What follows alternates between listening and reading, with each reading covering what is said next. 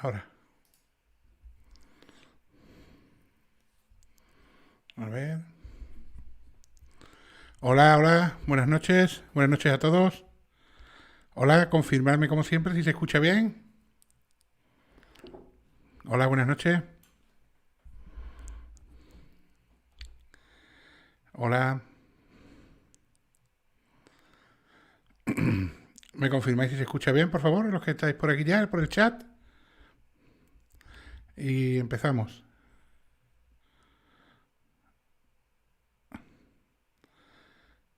Hola.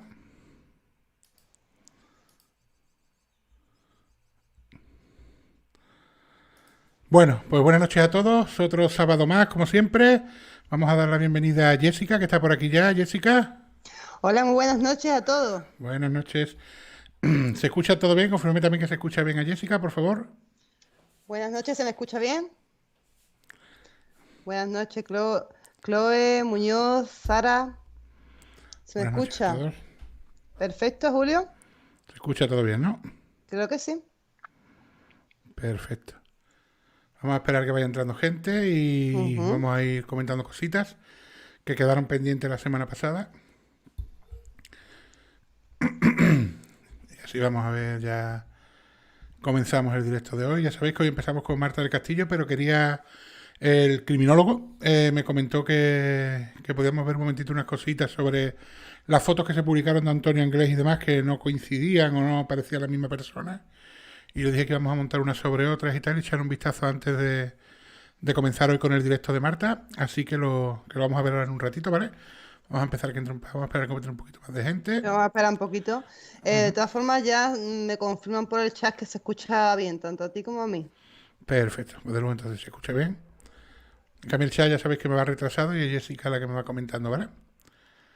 Vamos a Ujú. ver que entre un poquito más de gente y empezamos ya, sobre todo para hacer el repaso que dije que quería hacer sobre un tema que me propuso el usuario, el criminólogo, y que me parece bastante interesante. Ujú. Y ahora mismo, en cuanto ya Bueno, yo esto tengo que está. decirle a Pastor Parrona que no se preocupe, que se va a enganchar a este caso, porque dice, es que me engancha este caso también. Este caso también es muy interesante. Hola, Maite. Sí, son interesantes todos los casos que tratamos. Ujú. Voy a empezar antes de nada, como siempre, como llevo haciendo desde hace un par de semanas hasta aquí, agradeciendo a los nuevos miembros que se han unido al canal, los que ya estáis unidos desde hace 3 semanas, ya sabéis que lo he ido agradeciendo todas las semanas. Esta semanita se nos han unido, aquí lo tenemos, Cristina Vaquero, Maguita05 y Maite Flores. Así que muchísimas gracias por uniros y haceros miembros del canal. Ya somos unos cuantos, somos 13 o 14 personas ya, ¿eh? Que son miembros. Os estoy muy agradecido. Ya sabéis que el tema de los miembros es simplemente por echar un cable, no hay contenido de pago en el canal. Y es por eso, simplemente las personas que puedan y quieran, pues para poder financiar un poco todo el tema, pues me ayudáis haciéndose miembros. Así que muchísimas gracias a Cristina Vaquero, Maguita05 y Maite Flores, que son los tres nuevos miembros que se han unido esta semana al canal, ¿vale? Y lo dicho, están ellas y están los otros miembros que se unieron la semana pasada y la anterior, ¿vale? Así que vamos Bueno, por aquí preguntan dónde está el criminólogo, que está desaparecido en combate ahora Sí, estaba mismo. esperando a ver si entraba porque me propuso una cosa que tengo preparada y Sí, estaba pero esperando a que entre para tratarla. Un segundo, bebo un poquito de agua, tengo la boca seca hoy. por ahora no está. De todas formas, criminólogo, si viene un poquito más tarde, después se ve el directo completo cuando se cuelgue. Sí, no lo va a tener que ver, porque vamos a... Es que, claro, vamos a tratar el tema Marta del Castillo. Entonces lo mejor es que avancemos un poquito el tema este y si, bueno, si los quiere ver luego, pues lo ve. Antes de comenzar con el tema Marta del Castillo, un segundito, voy a quitar esto. Bien, antes de comenzar con el tema Marta del Castillo, vamos a hacer una cosa, ¿vale? El criminólogo me propuso una cosa la semana pasada y me ha mandado las imágenes él del libro de Juan Ignacio Blanco, que era que no coincidían las fotos de Antonio Anglés, que se publicaron primeras con las fotos que se publicaron después, ¿vale? Y de hecho muchas personas piensan, a ver, aquí. Bien, mirad. Esta foto... sí. Esta foto es Antonio Anglés, ¿vale? No sé si se ve. Espero que sí, que lo estéis viendo. Esta foto es de Antonio Anglés. Y después publicaron, cuando se supone que se tiñó el pelo y demás, otra foto que es esta. Un segundito. Esta, vale. Se supone que es la misma persona, ¿vale? Pero vais a notar una diferencia. Mira, hay una cosa básica. Cuando uno estudia el rostro para arte o para dibujo o para muchas cosas, hay ciertos rasgos que son muy característicos de una persona y que por mucho que uno quiera no puede cambiar en una imagen y otra. Como es, por ejemplo, lo que menos os podéis pensar y es la separación que hay entre la nariz y el labio superior. Esa parte siempre tiene que ser igual. Y de hecho, como cambies en un retrato o en un dibujo que hagas, esa parte cambia totalmente el rostro, ya no es la misma persona. Y si os fijáis, el individuo de la primera foto no tiene... Es que no recuerdo exactamente qué nombre recibía esa parte anatómica. Tiene un nombre específico, pero ahora no lo recuerdo, ¿vale? Si os fijáis bien, esta persona no la tiene. No tiene esa separación, ¿vale? Es totalmente diferente. Si os fijáis, al Antonio Anglés le hace con forma de corazón en la parte del labio superior, y al supuesto Antonio Anglés, o la segunda foto que hay, o el primero, no sé cuál de los dos sería Antonio Anglés en un momento dado, no tiene esa forma de corazón tan pronunciada, tiene el labio superior un poquito más fino, ¿veis? Sé que el ángulo no es el mismo, pero tampoco es igual. Sí, Otra cosa... Dime. por aquí comentan que la nariz A eso también se iba. ve diferente y Lo que los son ojos también. las aletas de la nariz, o sea, lo que son los laterales de la nariz y la caña, la parte central, a no ser que se la haya operado, está claro que no es la misma persona. Tiene una nariz mucho más puntiaguda y muchísimo más fina. O sea, lo que es el hueso central de la nariz no es la misma nariz. Vamos a salta a la vista, ¿no? Que no es la misma nariz. Una es Sí, mucho también más están fina y la otra comentando es mucho que... más gorda. Y otra cosa también las orejas. Ujú. Fijaros el tamaño de unas orejas y el tamaño de otras. Aunque en esta tenga pelo y en la anterior esté más pelado, pero la oreja es mucho más grande. Fijaros en el lóbulo de abajo de la oreja, ¿vale? Que también parece que en una esté más delgado y más gordo, esto también me da igual. Porque la oreja no adelgaza y no engorda, engordaría la cara, ¿vale? Y la nariz, no, lo que es la punta de la nariz tampoco engorda de esa manera. O sea, se ve claramente que no es la misma persona. Sí, Yo, están diciéndote que también la forma de los ojos, la la nariz es caída de completamente los ojos es totalmente diferente. diferente. La Exacto, entrada de sí. las cejas, aunque las tiene depiladas, este las tiene depiladas y este no. Pero la entrada de las cejas a la parte de la cara también es totalmente diferente. La entrada del ojo a la parte de la nariz es totalmente diferente. O sea, no se trata de la Lo misma que es la persona. barbilla también. Totalmente diferente.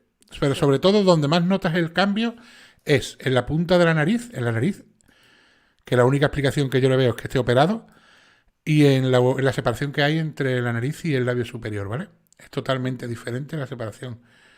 No tienen nada que ver. Mirad, os voy a enseñar otras dos fotos más que hay con barba, que hicieron el mismo montaje, pero con barba, ¿veis? Y volvemos a lo mismo. La separación, el labio. Mirad cómo muere la barba en uno y cómo muere la barba en otro. Es totalmente diferente. No tiene nada que ver. Lo de la barba es una recreación, imagino, hecha por la Guardia Civil. Pero aún así, en el labio, fijaos el labio de uno y el labio de otro. La parte de arriba del labio. La parte superior del labio es totalmente diferente. No tiene nada que ver uno con otro.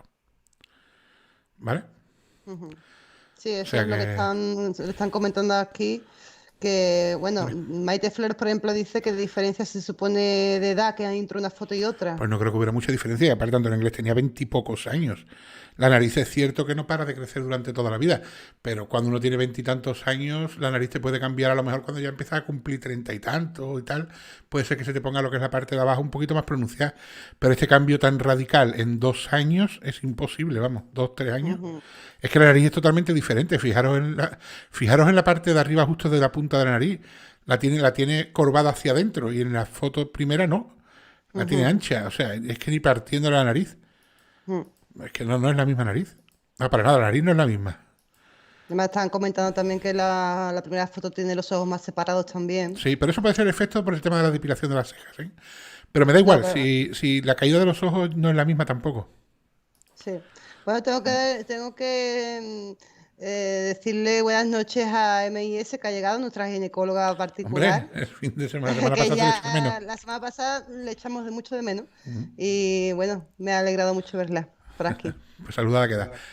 Lo que estaba diciendo, que para mí, si me pedís mi opinión personal, no se trata de la misma persona, ¿vale? No es por nada, sino que es que, vamos, es claramente totalmente diferente. Yo nada más basándome en lo que es la nariz y en la parte superior del labio, para mí no se parecen, sinceramente. Y si es una recreación hecha, está muy mal hecha. Porque le han cambiado totalmente lo que es la nariz. Ujú. Bueno, Triun, yo creo que podemos ¿Vale? empezar ya con... Bueno, pues dejamos ya tema Alcácer, de momento, Ujú.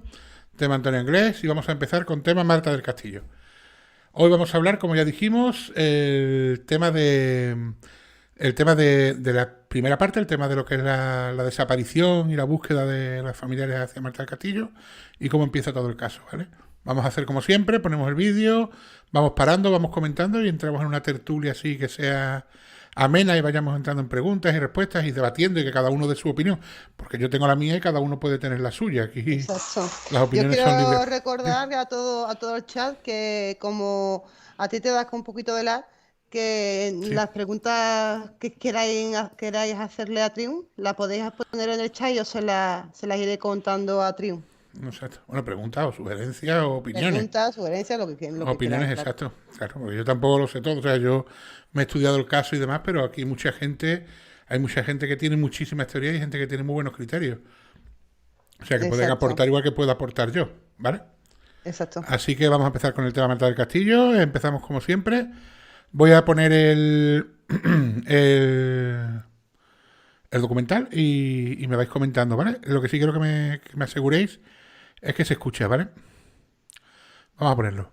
En esta nueva serie que os traigo para el canal, vamos a tratar el caso Decidme de la si se joven escucha, por favor. sevillana Marta del Castillo.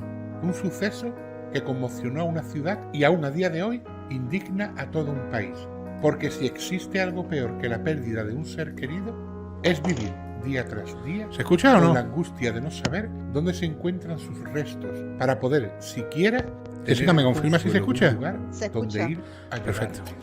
Marta era una chica de 17 años de edad, alegre, extrovertida, buena estudiante y comentan sus allegados que muy confiada, quizás en exceso. Dicen que solo veía el lado bueno de la gente y tal vez esto fue uno de los motivos que la hizo confiar demasiado en la persona equivocada. El día 24 de enero de 2009 a las 5 de la tarde sale de su domicilio en el número 3 de la calle Argantonio del barrio Tartesos. En el portal se cruza con su padre que viene de la compra de un supermercado. Este, al ver que la espera en su ciclomotor un exnovio llamado Miguel Carcaño, se preocupa de que vaya con él, no ya por el chico en sí, sino por los peligros que conlleva circular dos personas en un ciclomotor tan pequeño. Pero Miguel le dice que esté tranquilo, que él está de paso, aunque la madre de Marta sabía que la chica tenía la intención de verlo para aclarar algunas cosas, ya que según parece, Miguel seguía obsesionado con ella, a pesar de tener él una nueva relación con otra chica. Aquí podemos escuchar la declaración del padre relatando la última vez que vio a su hija. Yo salí a comprar y cuando a la vuelta me lo encontré en el portal hablando. No sabía el tiempo que llevaba. Ella bajó a las 5:30. Sí, y yo llegué a 6:20 y me lo encontré abajo, que venía yo con las bolsas. Y dice, vamos, le pregunté, ¿que dónde iba ahí? Y ella me dijo que iba a ir a Triana. Tras esto, Marta monta con Miguel en su ciclomotor y se dirigen a la calle Nicasio Gallego, donde Marta entregó unos apuntes a una compañera del instituto. De ahí se dirigen al Parque Virgen de Gracia, en el barrio de Santa María de Ordaz, donde llegan sobre las 6 de la tarde, para reunirse con un amigo de ambos llamado Francisco Javier García Marín, alias El Cuco. Este chico tendrá un papel relevante a lo largo de todo este caso, ya que junto con Miguel Carcaño fueron los dos únicos sentenciados.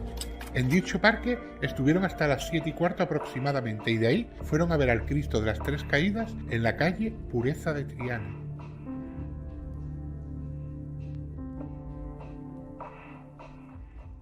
A las 8:05 de la tarde, Marta y Miguel llegan al puente de Triana, donde ella había quedado con un amigo suyo llamado Ángel. Estuvieron conversando durante unos 5 minutos y de ahí ponen rumbo al domicilio que tenía Miguel en el bajo número 78 de la calle de León 13, donde llegaron a las 8:25 de la noche aproximadamente. Y aquí se pierde el rastro de Marta. No se sabe nada más de la chica desde el momento en que entra en el domicilio de Miguel. Bien, vamos a parar aquí un momentito y vamos a ver una cosita.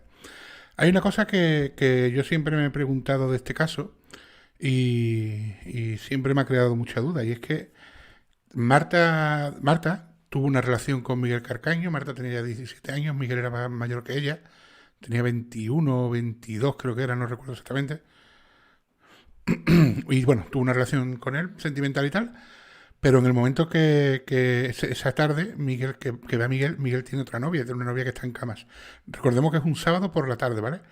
Y a mí siempre me ha parecido un poco extraño ya que un sábado tarde, en lugar de estar con su novia de camas, ya fuese a buscar a Marta. Y ya no solo que fuese a buscar a Marta, sino que además se pegase toda la tarde dando vueltas con Marta por Sevilla, porque los que no sois de Sevilla a lo mejor no lo sabéis.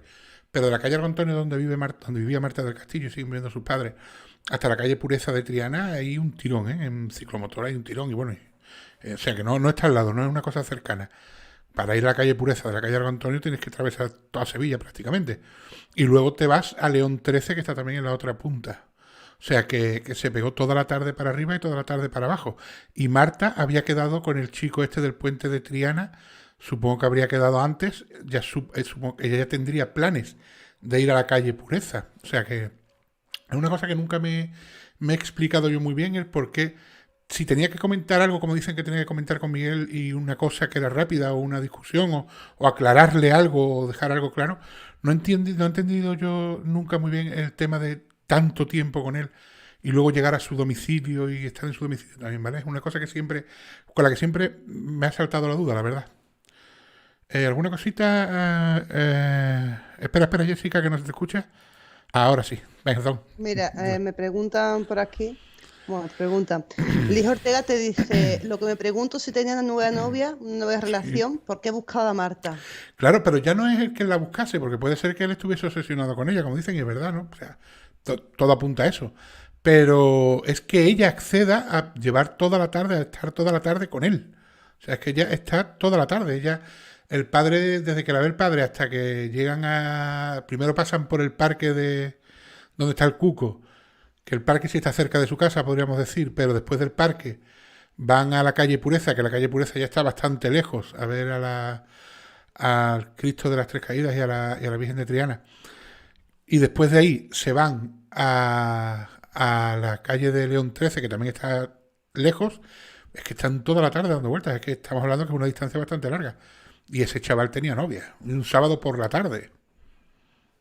Exacto, de aquí me dicen también, dice, bueno, Chloe te hace una pregunta, dice, si va a aclarar algo, ¿a qué viene ese periplo por toda Sevilla y luego ir a su casa? Claro, es que eso es lo que a mí no me... yo creo que ahí falta algo, ahí no...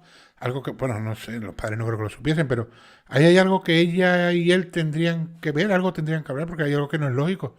No tiene mucha lógica que dos personas que ya no tienen una relación, por muy amigos que sean, se peguen toda la tarde dando vueltas con una moto, ellos dos solos, y luego ya no es eso, sino que es que él tiene novia. Y yo te digo una cosa, él tenía una novia que además también era una chiquilla, tenía 14 o 15 años. Las niñas de 14 o 15 años son muy celosas.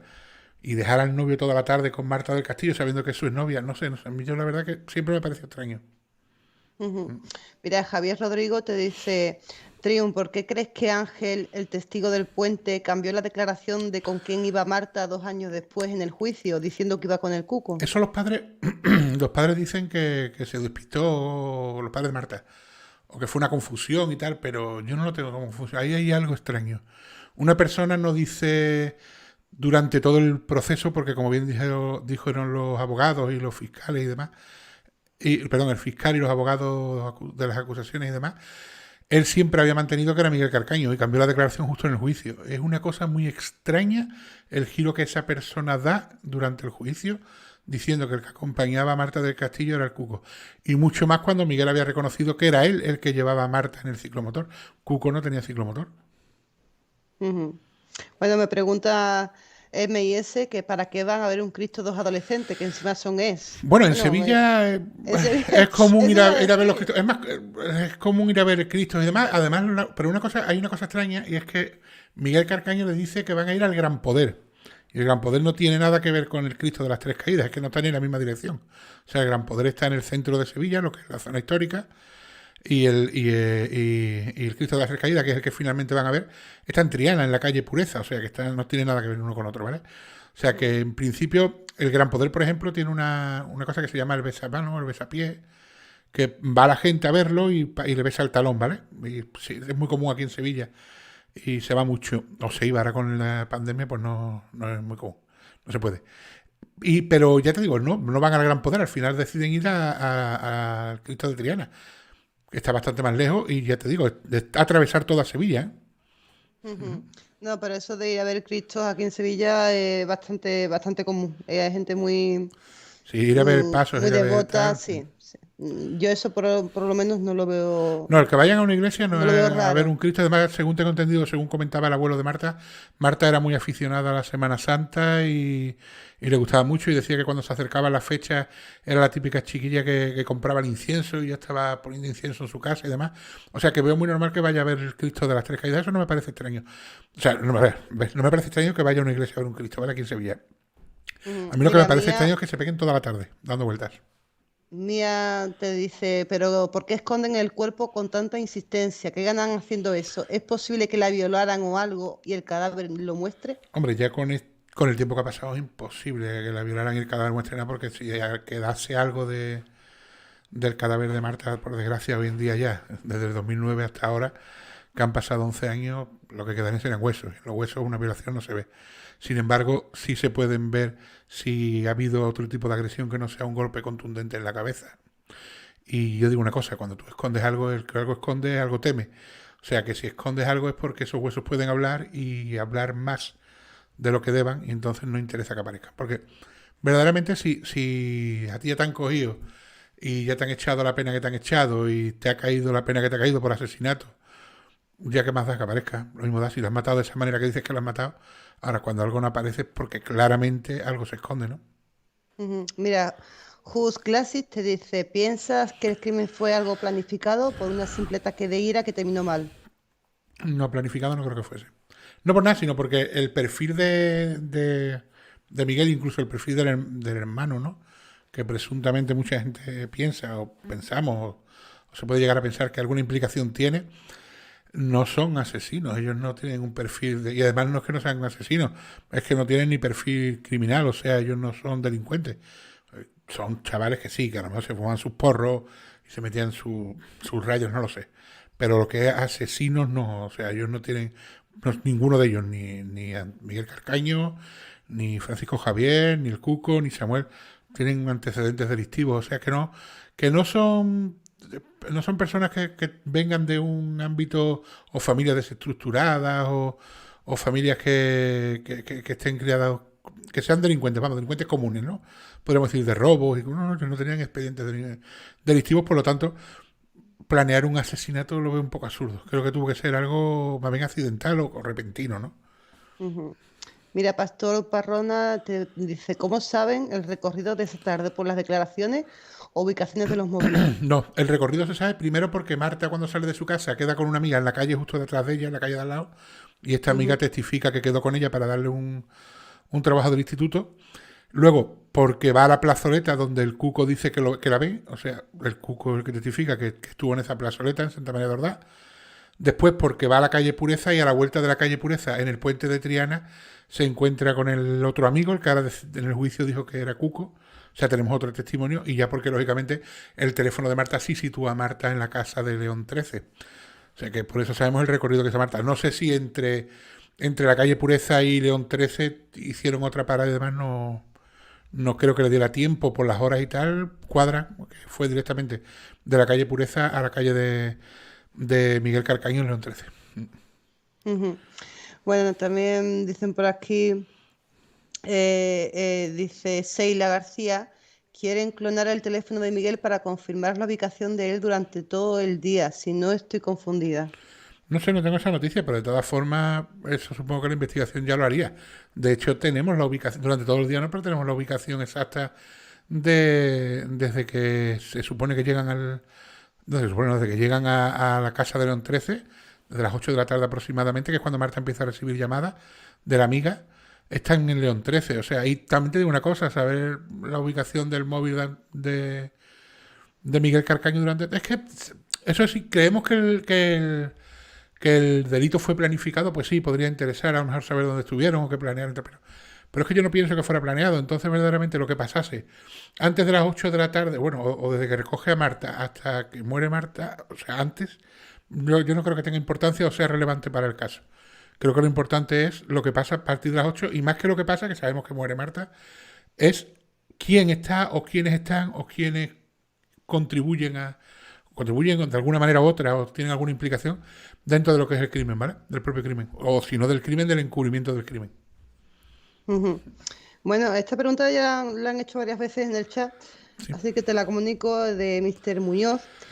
¿Por qué no analizaron los kilómetros del coche donde supuestamente iba el cuerpo de Marta? Es que el coche donde supuestamente iba el cuerpo de Marta nunca se determinó, porque primero se pensó que era el coche de la exmujer de Francisco Javier, y no sé, supongo que la policía científica examinaría lo que tuviera que examinar. De todas formas, tú no sabes los kilómetros previos que tiene un coche y los que tiene después. Mi coche tiene 200.000 kilómetros y tiene 200.000 kilómetros. Y si mañana tiene 202.000 y hago un delito teniendo 202.000, la Guardia Civil no va a saber que antes tenía 200.000. O sea, eso no.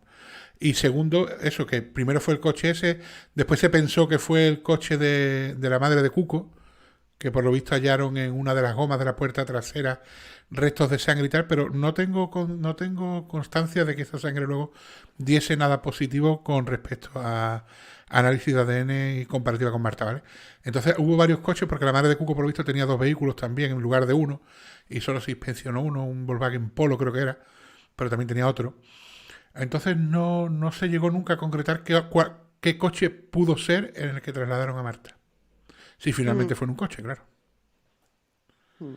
Mira, Rebel te dice, ¿crees que el Cuco sabe dónde está Marta? Es notable como Miguel cambió su declaración para perjudicarle porque habló de más. Yo pienso que Cuco, hoy por hoy no lo sé, pero que sabía en ese momento dónde estaba el cuerpo de Marta, sí. Creo que con el último capítulo que hay del documental, en el que tenemos la conversación entre la madre de Cuco y el padre, creo que queda bastante evidente que presuntamente saben dónde está. Y si lo sabe su madre, no lo va a saber él, alguien se lo ha tenido que decir a la madre. O sea que yo creo que esa pregunta se responde sola con el último episodio del documental. Mira, Creo que deja muy poco a la duda, ¿eh? Cristina Rodrigo te pregunta que si se encontró sangre en la casa. Buah, se encontró muchísima sangre en la casa. Se encontró sangre bajo la mesa del ordenador, se encontró sangre en la colcha de la cama, se encontró sangre en la chaqueta que tenía Miguel, se encontró sangre también bajo la cama, creo que fue, se encontró mucha sangre de Marta, y además comprobada que era de Marta, y se encontraron sangre de Marta también junto con ADN de Cuco, o sea que Cuco estuvo ahí. Dice también por aquí, te hace una pregunta, Cristina Gómez Alonso te pregunta, ¿por qué Miguel no dice dónde está el cuerpo? ¿Qué gana no diciéndolo? Es que lo que vuelvo a repetir. Miguel no dice dónde está el cuerpo por una de dos. O bien porque no pasaron los hechos como dice que pasaron y él no quiere que se implique más. O bien porque él verdaderamente ya hoy por hoy no sabe dónde está el cuerpo. Porque alguna tercera persona haya cambiado ese cuerpo de sitio, que es lo más probable. Bueno, aquí hay varias gente de acuerdo con un comentario que ha puesto Elvira. Sí. Elvira Freire. Dice ella, yo creo que es cierta la última versión de Carcaño, que Marta se metió entre la pelea de Miguel y su hermano. Y hay varias personas diciendo que piensan igual que ella. Es que hay una cosa que a ver, esa declaración se sustenta sobre varias cosas, pero hay algunas que a mí verdaderamente no me cuadran. Y es primero lo del arma, ¿vale? El arma es verdad que un vigilante jurado, yo porque tengo familia que es vigilante, ha sido, ya no, pero han sido vigilantes jurados y tal, y con licencia de armas. Y el vigilante de jurado no pasa como con un policía o un guardia civil o un agente de seguridad del Estado, te quiero decir, la fuerza del Estado, ¿no? El vigilante jurado no puede sacar el arma de su lugar de trabajo porque de hecho ese arma tiene que dormir en una armería. Entonces, si él se va con el arma, hay constancia de que el arma no ha dormido en la armería. Y creo que se podría coger fácilmente. Él no puede tener una segunda arma, no tiene licencia para portar armas en la calle. Él simplemente tiene licencia para portar armas en su lugar de trabajo, ¿vale? porque de hecho él era vigilante jurado en un centro médico de aquí de Sevilla, ¿vale? Y él portaba arma, pero portaba arma en su trabajo. Y el vigilante jurado no puede portar arma una vez que abandona su puesto de trabajo. De hecho, cuando cambian, se quitan el arma y la dejan en una armería que está cerrada con llave, ¿vale? Si se escaqueó, se la llevó, creo que es comprobable. Creo que eso es y era. Porque también os digo una cosa, si yo mato a culetazos con un arma, normalmente suelen quedar restos en el arma y yo imagino que la policía científica el arma que tenía la analizaría. Y si está excesivamente limpia también se dan cuenta. Luego otra cosa que no me cuadra es una cosa que dice el hermano, y también lleva razón. Un ataque de ira y matar a una persona, y más una persona que no tiene antecedentes, sin tener, ¿cómo diría yo?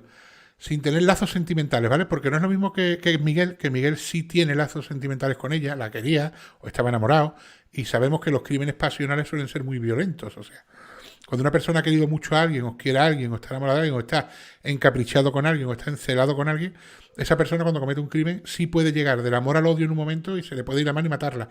Pero una persona que no tenga implicación sentimental con alguien tiene que ser un carácter súper violento. Y una persona que tiene un carácter súper violento debería de tener un expediente en algún lado de que esa persona es súper violenta, ¿no? Y ha cometido más actos violentos en su vida. Entonces, él tiene pareja y ha tenido pareja y no tiene denuncias de malos tratos por ningún lado, ni nada.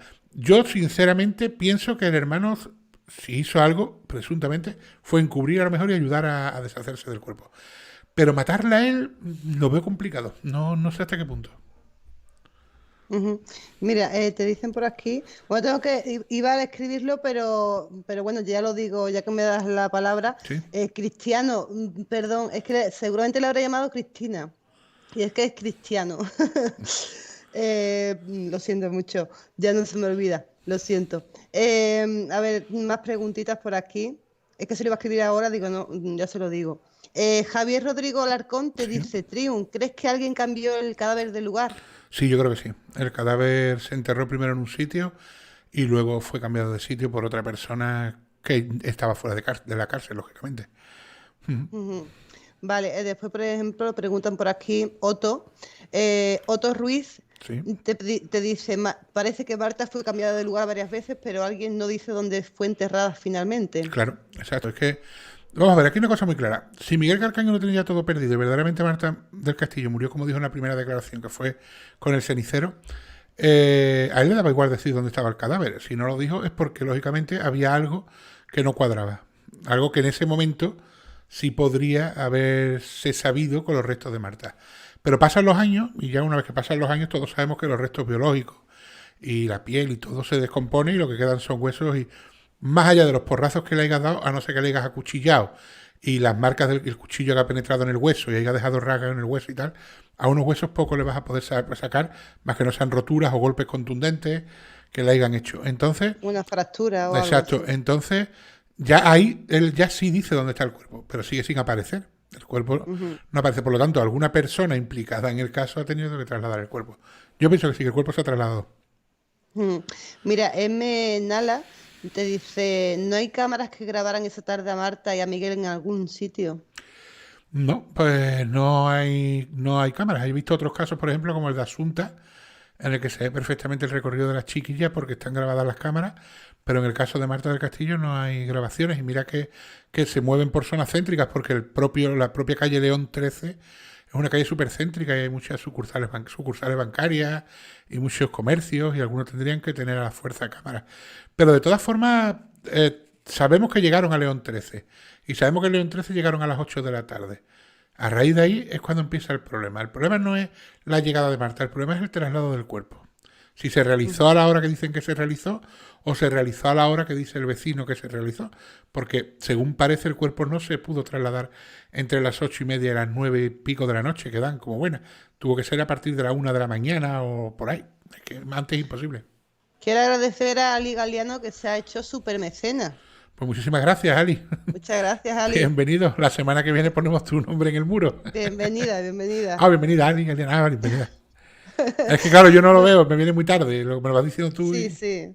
Mira, Otto te dice que si... Otto Ruiz, ¿vale? Que como si no hay cuerpo, como que juzgaron a dos personas. Porque tú puedes jugar normalmente se dice pues, sí, que si no hay cuerpo no hay delito, ¿no? Pero hay una cosa que se llaman pruebas circunstanciales. Y si esas pruebas circunstanciales son lo suficientemente sólidas como para, como para sustentar que verdaderamente se ha acabado con la vida de una persona, pues se puede juzgar y de hecho se juzgó a Miguel Carcaño, ¿no? Tenían su declaración como que era culpable, que conste que en España que tú te declares culpable no implica que seas culpable, o sea, no te pueden condenar por una declaración en la que tú te declaras culpable, básicamente porque puedes declararte culpable para encubrir a otra persona, pero tenían la declaración de Miguel Carcaño, tenían toda la sangre que apareció de Marta en el domicilio de Miguel Carcaño, y luego tenían muchas más pruebas, o sea, no sé cómo se dice la palabra, o sea, pruebas indiciarias, ¿cómo se dice? No me sale ahora. O sea, indicios que condujeron a ello, y aparte tenían la confesión del Cuco, que también lo confesó, y también tenéis la grabación en el último capítulo en el que se escucha perfectamente la confesión de Cuco delante de la policía, la que él dice que hizo bajo coacciones y amenazas y porrazos y demás. La tenéis en el último capítulo y creo, yo por lo menos no detesto en esa declaración que esté leyendo ningún guión. Y ahí también se ve que... Mira, Rebel te dice que por qué Miguel protege a su hermano. En un primer momento, pues según dicen, porque le tenían miedo. No sé, porque al principio, si os fijáis en este caso, todo el mundo le tiene mucho miedo a Francisco Javier, porque le tiene miedo Carcaño, le tiene miedo el Cuco, le tiene miedo Samuel, todo el mundo le tiene mucho miedo. De hecho, hay un altercado durante el juicio, que es cuando la novia de Miguel Carcaño declara ante el juez, que eso no sale en el documental, pero pasó. La novia declara ante el juez detrás de unos biombos y tal, para que no viera a Miguel ni ver tal. Pero en el trayecto de cuando ya acaba de declarar y se va a la salida, va a salir de la sala, por lo visto dicen que el hermano de Miguel Carcaño, San Francisco Javier, la insulta y la amenaza en público allí delante de todos en el juzgado. No sé, yo te digo lo que han dicho, ¿vale? En el juego, porque esa parte yo no la he visto.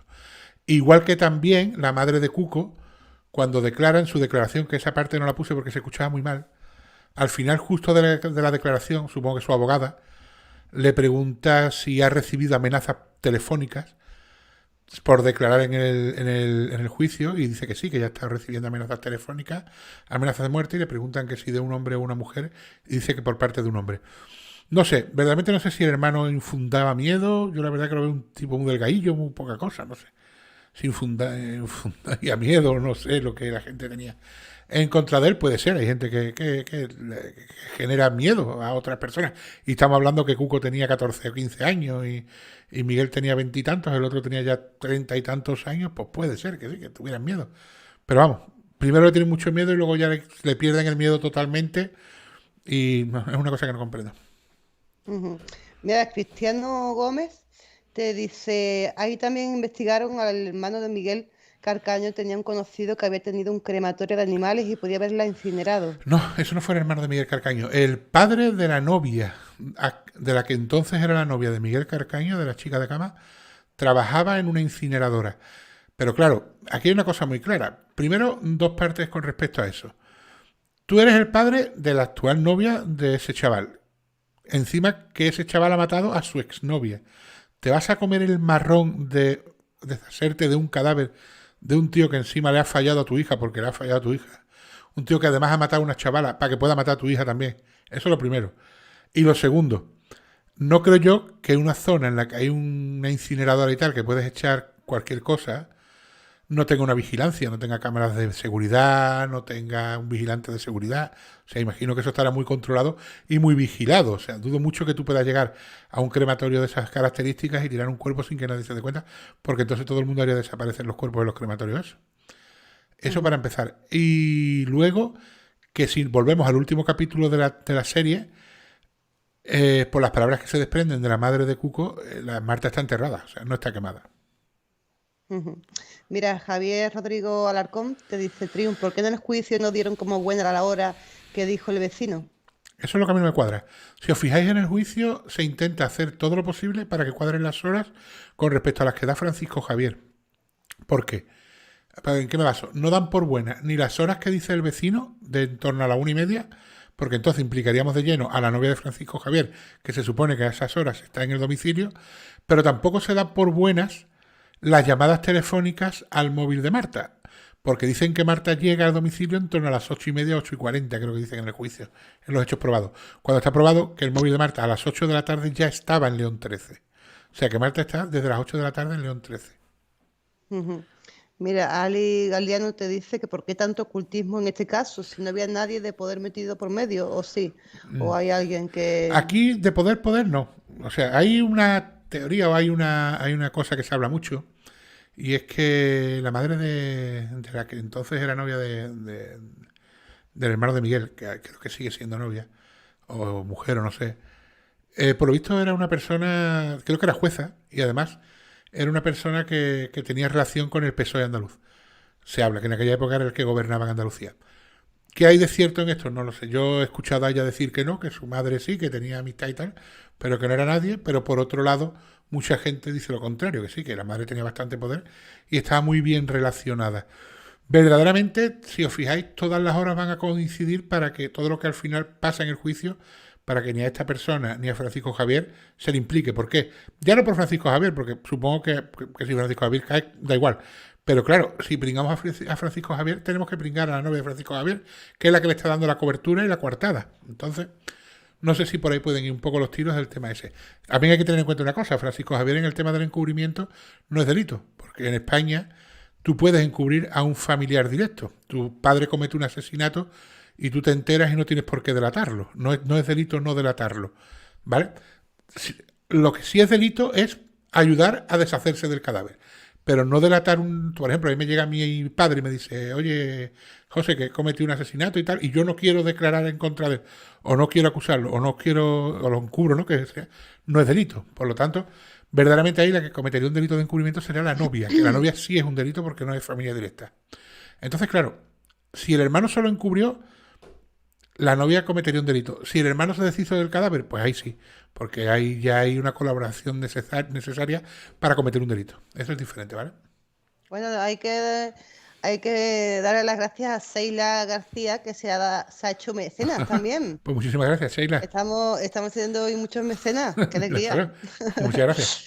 Sí, mira, yo creo que Alicia Ortega te ha dicho Sí. Que ha oído una conversación de los padres del Cuco cuando los padres de Marta daban un dinero por saber dónde Sí, la estaba que tenéis, Marta, que era muy mal. la que tenéis en el último capítulo, la conversación Exacto. entre el padre y la madre del Cuco, en la que ellos quieren, mediante una tercera persona, dar la pista clave para descubrir el cuerpo de Marta y llevarse el 1.000.000 de euros que están ofreciendo los familiares de Marta. Sí, la tenéis en el canal. En el último episodio de Marta del Castillo tenéis Exacto. esa conversación. Ujú.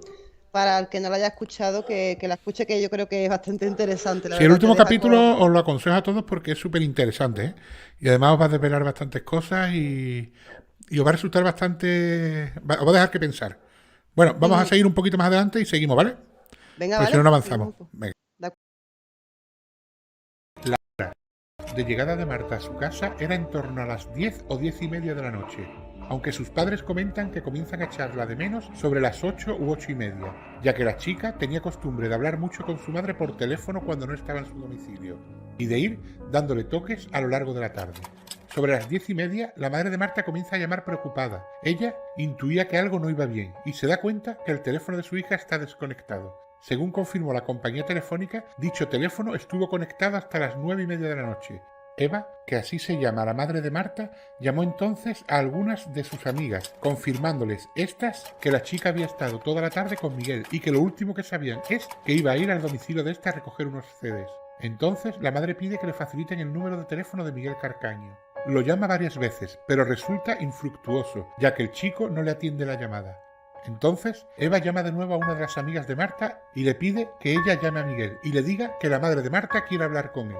Esta amiga consigue hablar con Miguel Carcaño y le dice lo que la madre de Marta le ha comunicado. Acto seguido, Eva vuelve a llamarlo y esta vez la llamada sí es atendida. Miguel, soy la madre de Marta. ¿Dónde está mi hija? No lo sé. Yo la dejé a las 9:30 en el barrio, donde siempre, frente a la cristalería. Estás mintiendo. Mi hija no ha vuelto a casa y quiero saber dónde está. No lo sé. Yo la dejé a las 9:30 en su casa. Mira, mi hija tiene 17 años, es menor de edad y quiero que la dejes en paz. No quiero que te vuelvas a acercar a ella y quiero que me digas dónde está. No lo sé. Si mi hija no aparece, te echo a la policía encima. Tras esta llamada, los padres no se quedan tranquilos e intuyen que el chico está mintiendo. Antonio, el padre de Marta, se dirige entonces al domicilio de Miguel. Llama insistentemente a la puerta, pero nadie le abre. Y desde el exterior no puede ver nada porque las persianas están echadas. Más tarde declararía: si lo hubiera sabido, hubiera cogido el gato de mi coche y hubiera reventado las rejas de la casa. Tras esto, y al no obtener resultado en el domicilio de Miguel, Antonio se dirige a la comisaría de policía y pone la denuncia por la desaparición de su hija, el día 25 de enero de 2009 a las 2:09 de la madrugada. Esta denuncia dice: comparece en calidad de denunciante quien mediante DNI tal acredita ser Antonio Abad del Castillo Márquez, país de nacionalidad España, varón, nacido en Sevilla el día 21 del 6 de 1962. Manifiesta que comparece en el acto para denunciar la desaparición de Marta del Castillo Casanueva, país de nacionalidad España, mujer, nacida en Sevilla el día 19 del 7 de 1991, hija de Antonio y Eva María, con domicilio en la calle Argantonio 3 de Sevilla. Dicha desaparición se produjo a las 5 del día 24 de enero de 2009, en domicilio particular en calle Argantonio 3, Sevilla. Que los datos físicos de la persona desaparecida son: 17 años de edad, 167 centímetros de estatura, complexión delgado o muy delgado, cabello largo, cabello rubio, cara alargada, ojos verdes, piel blanca, piercing en el ombligo, vistiendo pantalones vaqueros y cazadora de pana color negro, que interpone la presente como padre de la desaparecida para manifestar que en la tarde de los Corrientes su hija salió del domicilio en compañía de un amigo llamado Miguel Carcaño Delgado, con número de teléfono tal. Que la desaparecida tenía que haber vuelto al domicilio sobre las 22:30 a las 23, pero que no lo ha realizado, ni se ha puesto en contacto con nadie para informar de su paradero, que el diciente se ha puesto en contacto con varios de los amigos con los que pudiera estar su hija, respondiendo Miguel Carcaño que él la había dejado en el barrio sobre las 21:30, que también ha hablado con otro amigo llamado Samuel con teléfono tal, el cual le ha dicho que Miguel había dejado a Marta sobre las 12 horas en el barrio. Ha aportado también que un amigo que responde al nombre de Javi con teléfono tal había estado con la desaparecida esa tarde. Preguntado por dónde había estado durante la tarde, manifiesta que iba a estar en Triana y posteriormente en el Gran Poder. Preguntado por si la desaparecida es reincidente, este manifiesta que no. El padre de Marta lamenta que tras esta denuncia el protocolo de actuación policial con menores no se pusiese en marcha. Este protocolo dice: la recepción de la denuncia de un menor y la práctica de las primeras gestiones se efectuará inmediatamente después del conocimiento de los hechos, ya que las primeras horas pueden ser fundamentales tanto para la integridad del menor como para la investigación y averiguación de las circunstancias del caso. Pero no es hasta el domingo por la tarde cuando el grupo de menores Grume de la Policía Nacional asume el caso. Aunque las actuaciones de la policía empezaron tarde, los amigos y familiares de Marta ya habían comenzado una búsqueda paralela. Susana, madre de Alejandra, una de las amigas más íntimas de Marta, llama por teléfono al domicilio de Miguel y esta llamada es contestada por el hermano, el cual le dice que hace mucho tiempo que no veía a su hermano y que no conocía a Marta. Pero acto seguido, y notando que algo no cuadraba en las palabras o la voz del hermano de Miguel, decide acercarse al domicilio de los Carcaño, en compañía del padre de otra amiga. Al llegar, se encuentra que en él está Miguel, junto a su hermano. Entonces, Susana le pregunta a Miguel que dónde está Marta, a lo que este chico contesta que no lo sabe, que él la ha dejado donde siempre, frente a su domicilio en la cristalería. Y en ese momento, el hermano interrumpe y dice: sí, yo los he visto llegar. Marta se ha quedado en la puerta y mi hermano ha entrado un momento por unos CDs y se han marchado los dos. Susana se da cuenta de la mentira y le dice: pero si me has dicho por teléfono hace un momento que llevas mucho tiempo sin ver a tu hermano y que a Marta ni siquiera la conoces. Además, la madre de Alejandra comenta que desde la casa salía un olor a limpio que era excesivo. Acto seguido, Susana le dice al otro padre: vámonos, que aquí algo no me cuadra. Francisco Javier Casanueva, tío de Marta, tras recibir la llamada de su padre, el abuelo de la chica, que lo llamó llorando diciendo que su nieta había desaparecido, fue a casa de su hermana, la madre de Marta, a la cual No podía siquiera articular palabra por la angustia, así que sin pensarlo se echó a la calle para buscar a su sobrina. Al no encontrarla, se persona también en la casa de Miguel. Llama al timbre varias veces sin resultado y se acerca a la puerta de un vecino, cuyo hijo dijo haber visto a Miguel sobre la 1:30 de la madrugada con una silla de ruedas que había sido de su madre fallecida.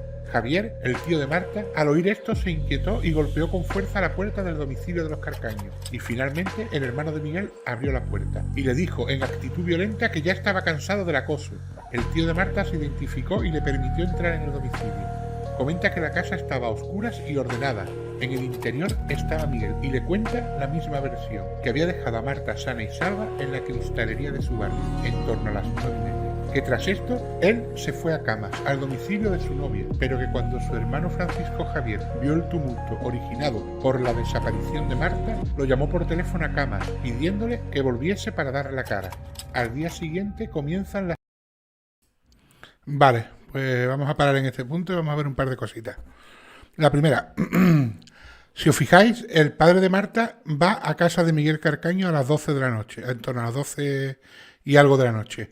Se supone, 12:30 creo que dice, que allí está ya la novia de Francisco Javier. Por lo tanto, ahí ya se cae lo que es la declaración de ella, en la que dice que desde las 12:04 a las 12:05 está en la casa durante todo el día, durante toda la noche hasta las 8 de la mañana, que está estudiando para unas oposiciones o para unos exámenes de la facultad.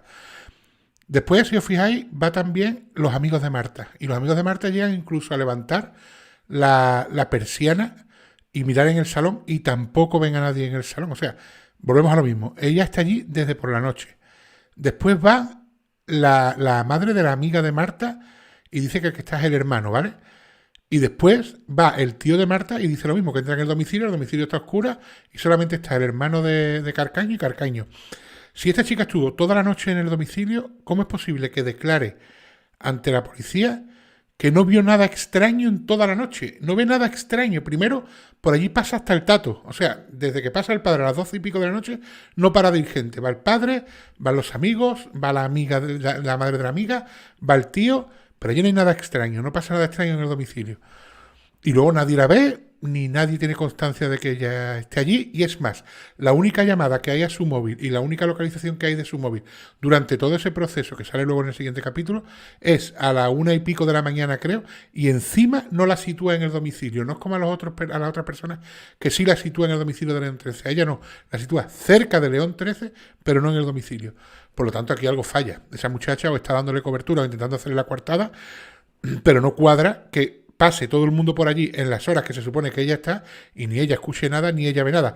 Porque yo he vivido en un bajo, ahora no vivo en un bajo, pero he vivido en un bajo y cuando han dado en la persiana o han tocado la persiana se escucha perfectamente. Y si te levantan una persiana se escucha perfectamente. Y es más, la gente que va dice que allí no hay nadie, que está todo a oscuras. Que allí en el domicilio no hay nadie, ni un alma. Bien, Jessica, ¿alguna cosita? Sí, hay varias preguntas. MIS, nuestra ginecóloga particular, nos dice que no es fácil mover un cadáver sin que te vean. Y ellos no son expertos de nada. Y es que te digo más, no es fácil mover un cadáver sin que te vea. Yo no sé si conoces Sevilla o si conocéis Sevilla, pero la calle León 13 es una calle muy céntrica de Sevilla. Fíjate si es céntrica, que justo la calle que desemboca, además que desemboca justo al edificio de Miguel Carcaño, ¿vale? Hay una calle, hay una boca calle que desemboca al edificio de Miguel Carcaño y esa calle viene del Hospital Macarena, o sea, lo que es el Hospital Universitario Macarena, entras, vas del hospital, entras a la izquierda y vas a una boca calle que al final de esa calle giras a la izquierda y justo de esquina está el edificio de Miguel Carcaño, ¿vale? Eso para empezar. Luego es una calle que hay muchísimos bares. Un poquito más adelante, donde vive Miguel Carcaño, no es un centro, son unos comercios y está lleno de bares. O sea, hay bares por todos lados. Incluso en el otro lateral de donde vive Carcaño, porque la casa de Carcaño hace de esquina lo que es el edificio, en este edificio de aquí también hay bares, ¿vale? Y restaurantes y comercios. Y estamos hablando de que si el crimen lo cometen a las 8:00 y a la niña la sacan a las 9:00 de la noche, a las 9:00 hay comercios abiertos y bares un montón, un sábado por la tarde. Estoy hablando de Sevilla y yo conozco Sevilla, ¿eh? Sevilla a las 9 de la noche hay gente en los bares, aunque sea enero. A esa hora hay gente en los bares y un sábado más. Y seguramente habría hasta fútbol, así que habría más gente todavía. Así que si a la niña la sacan a las 9:00 de la noche, es muy raro y muy extraño que nadie vea sacar a la niña en la calle León 13. Que la calle León 13, os vuelvo a repetir, que es una calle céntrica, es una calle bastante transitada. Sí, es muy transitada. Sí, Exacto. para el que no conozca Sevilla, es una calle que la verdad que no está escondida, no es Ajá. que no pasen coches, ni, o sea, peatonal, no, es que es una calle Una calle muy, muy muy larga transitada. y muy Sí. transitada, exacto. Tiene muchísimo Ujú. tránsito. Y además, Va- fíjate si tiene tránsito que no hay ni aparcamiento. Aparcar es horroroso. Porque la gente que va al hospital aparca en León 13. O sea, todo el que va al hospital, cuando ya tiene que buscar aparcamiento, te metes por León 13 porque no tiene otro sitio. Y acabas en León 13 al final. Y además, exactamente acabas en la calle que da al edificio de Carcaño. O sea, que pasa muchísima gente por ahí. Ujú. Maite Flores hace un apunte, dice, como en otros casos, el hecho de que la policía no actuara inmediatamente fue nefasto. Claro, aquí el problema que hay es que Marta del Castillo tiene 17 años. Entonces está en la edad exacta, en una edad mala, en una edad en la que ya casi tiene 18. Entonces la policía sobreentiende, y ese es el problema, que sobreentienden, y no tienen que sobreentender, las leyes están para cumplirlas. Y si la ley del menor, como dice, hay que actuar en el momento que el menor desaparece o que los padres tienen constancia de la desaparición, hay que actuar en ese momento. Y a mí no me vale que digan, no, la niña tiene 17, podría, no podría, la ley que dice esto, pues esto, se acabó. Hasta que cumpla los 18. Si falta una hora para cumplir los 18, tú tienes que actuar como dice la ley del menor. Y punto. Ujú. Nala te dice, no se analizaron las llamadas del móvil de la madre de Cuco. Sí, no, bueno, de la madre de Cuco hay unas grabaciones, de hecho la tenéis una de ellas en el Sí, canal, sí, te pero pregunta, no se que si la admitieron, analizaron. sí, pero no se admitieron a juicio. Ujú, Analizaron lo que quisieron, pero no se admitieron a juicio. El juez no admitió las llamadas en el juicio, no las admitió. ujú. Mira, Pastor Parrona te dice que yo creo que tapan algo a lo que ellos temen más que a la justicia. Creo que Marta estaba en el lugar equivocado a la hora equivocada. Hombre, Marta estaba en el sitio equivocado en el momento equivocado, está más claro que el agua. Pero Ujú, algo que temen más que a la justicia ya no. Yo creo que de la justicia se están riendo, que es diferente. No es que no ujú, teman a la justicia, a ver si me entiendes. Carcaño ya está cumpliendo condena. De hecho, él ha llegado a decir que ya no le compensa, porque sé que se ha dicho, que lo ha dicho. Y es un tío que pasa 3 kilos ya. Y si aparece bien, yo creo que él pensaba que estaba en un sitio, o se enterró en un sitio primero y luego no, luego se cambió de sitio. Él ya no sabe ni dónde está. Y la persona que sabe dónde está no te va a decir dónde está si la cambia de sitio, claro. Porque eso sí se puede saber. Si ha tenido doble enterramiento, ahí ya sí se puede saber. O sea, eso ya, aunque aparezcan solo los huesos, sí se sabe. Bueno, tengo que decirle a Marcela que, porque dice que el piso de Carcaño tiene que tener cochera a su No, nombre. León 13 no tiene León esos 13 pisos, no. no tiene cochera. Bueno, yo no sé si hay algún edificio a lo mejor que han Bueno, hecho nuevo y ese tal, edificio en concreto pero no. ese edificio en concreto no tiene cochera. Ajá. Mira, Maguita05 te dice que la declaración de María es imposible. No sé por qué nunca se bajó del burro, al menos podría haber dicho que se echó a dormir. Según ella, tenía que estudiar y estuvo toda la noche estudiando, porque tenía un examen. Y dudo Ujú, mucho que tuviera el examen al día siguiente, porque el día siguiente era domingo. Imagino que el examen lo tendría el lunes. ujú. Eso para Mira, empezar. Elvira Freire te dice que la novia del hermano de Miguel tenía coche. La novia del hermano de Miguel no hay constancia de eso. La que tenía coche era la exmujer del hermano de Miguel. Y Ujú, según comenta Cuco, él ha visto al hermano de Miguel varias veces con el coche de la exmujer. ujú. No tenía Mira, cochera. Los que preguntan si tenía cochera el no, edificio, no, ese edificio no tiene ese cochera. edificio en concreto, no, hombre, no sé si en esa calle más para adelante, más para atrás, Tienen hay que ser edificios edificios, nuevos, ese no. pero ese edificio en concreto no. Vamos, yo también soy de Sevilla y he pasado muchas veces por ahí y ese edificio no tiene. Maite Flores te dice que ella pasó por esa misma calle sobre las 9 de la noche ese mismo día y esa calle estaba súper llena, Claro, es que como siempre. León 13 está como siempre. Es que León 13 es una calle súper, o sea, súper céntrica en el sentido de que tiene mucha vida. Es una calle que siempre ha tenido mucha actividad porque tiene muchos comercios. Es una calle céntrica, una calle que concentra academias de peluquería, que concentra autoescuelas, talleres, Ujú. bares, restaurantes, comercios, tiendas de ropa. Es que hay de todo, en esa calle hay de Sí, todo. Es una calle, y además una calle larguísima. Y el edificio de Carcaño está y casi es al muy final por la céntrica, parte. muy Y luego un céntrica. poquito más adelante del edificio de Carcaño hay una sucursal de la Caixa muy grande y hay unos comercios que están bajo techo y tal. O sea, es una calle súper céntrica. Sí, es igual que has dicho, el Hospital Macarena Claro. está muy No cerca, es que la boca calle que da al Hospital Macarena, de exacto, entrada es la está de... muy cerca y el que sea de Sevilla y tenga que ir al hospital, te puedes volver loco buscando aparcamiento. Y yo he ido veces a ese hospital y he tenido que aparcar en esa calle porque no hay aparcamiento. Siempre acabas saliendo a la calle de León 13 y Sí, ya entras en la barriada hay del mucho Chocolate que le llaman, tránsito. que está un poquito más adelante.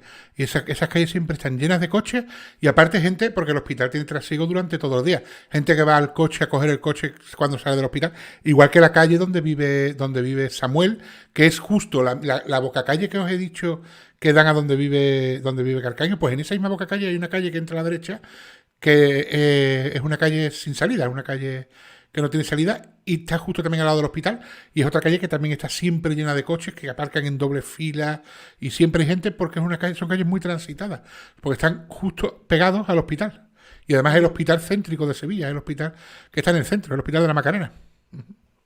Te pregunta Muñoz Olivares que si la silla de ruedas tenía sangre. No, que yo sepa, no se ha dicho nada de que hubiese sangre en la silla de ruedas, no lo sé, ¿eh? No me hagáis mucho caso porque yo no he escuchado si se sacó sangre o no de la silla de ruedas. Donde sí había era la chaqueta de la camisa de Miguel Carcaño.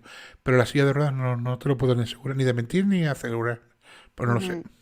Javier Rodrigo Alarcón te dice, Triun, entonces, ¿crees que se esforzó en el juicio para que los hechos ocurrieran a las 8:30 más o menos? Se esforzó.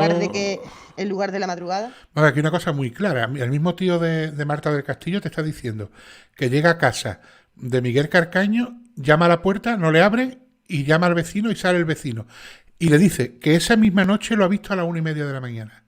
Esa misma noche ese hombre no se equivoca de horas. Tú sabes muy bien, si es esa misma noche, ¿a qué hora la has visto? A mí luego no me vengas a decir que de las 1:30 a las 9:30, que dicen en el juicio, que estamos hablando de 3 o 4 horas, es mucha la diferencia. Aparte ese chaval, supongo yo, que coincidió que iba a llevar a la novia, porque dice que baja con la otra chica que lo ve, la novia de él, bajan y se van. O sea, él sabrá muy bien a qué hora va a llevar a su novia a su casa.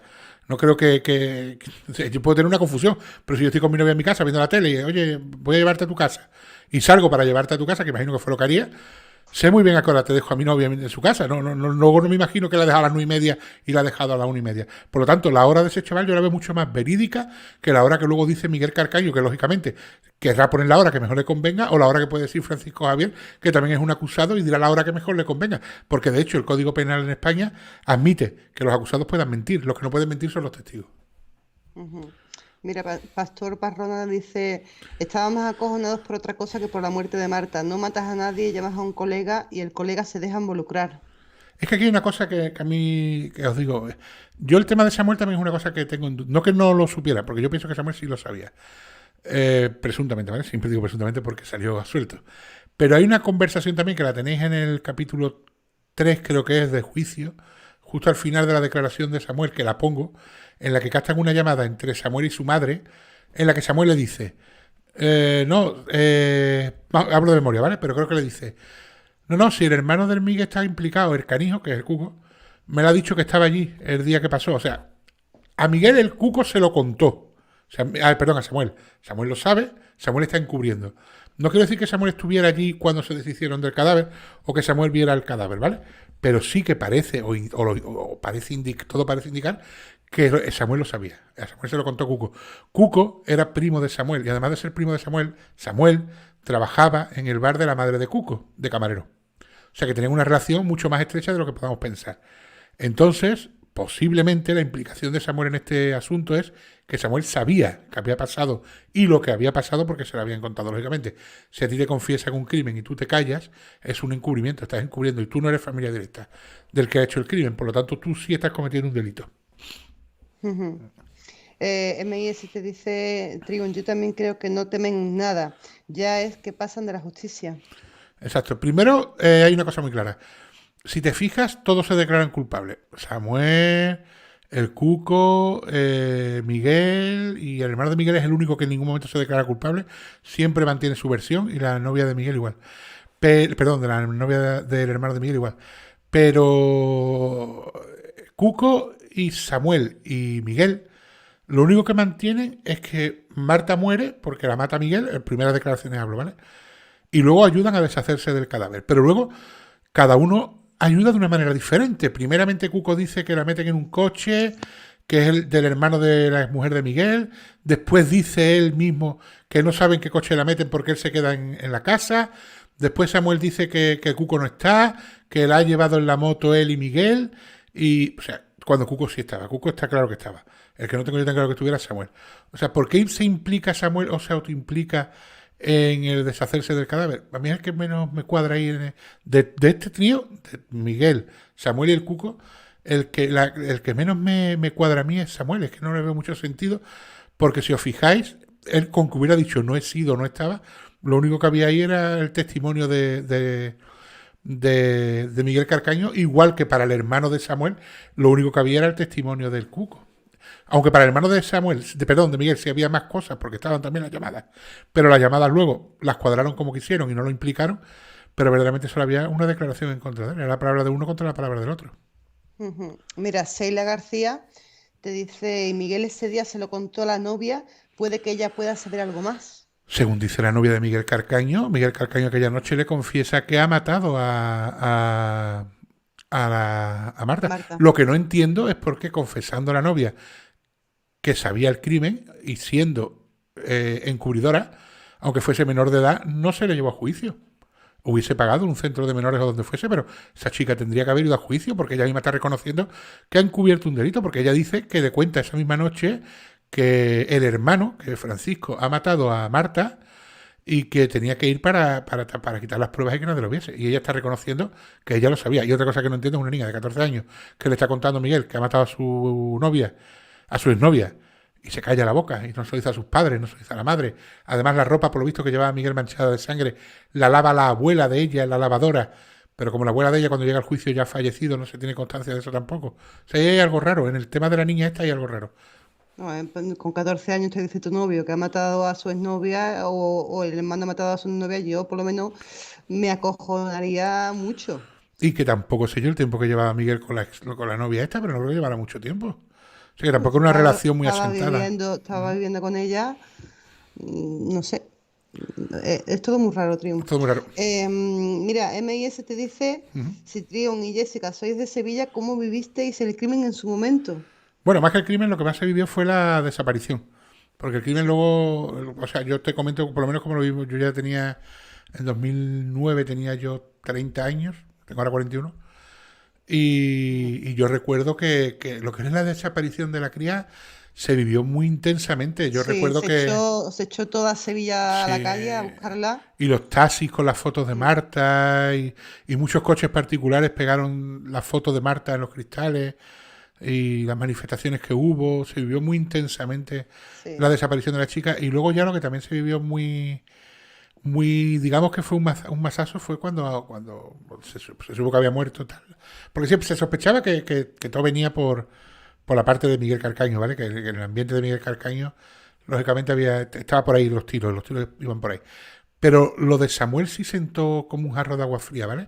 Porque Samuel verdaderamente salía muchísimo en televisión y era el típico que salía hablando y diciendo, no, porque estamos buscando a la chiquilla, porque la sé qué. Hay mucha grabación de Samuel que no he metido en los vídeos porque tendría que hacer un capítulo nada más de todo lo que declaró. O sea, Samuel dicen que era muy mitómano, que le gustaba mucho salir en televisión, que era el típico que se quería parecer a Cristiano Ronaldo y que era su ídolo y quería ir a Gran Hermano y quería ir, en fin, una persona que le gustaba la tele. Que se gustaba mucho. Exacto, se gustaba mucho y se quería ser famoso. Entonces era una persona que siempre estaba en los medios como portavoz de los amigos. Él decía, no, pues estamos buscando, por favor, si alguien la tiene.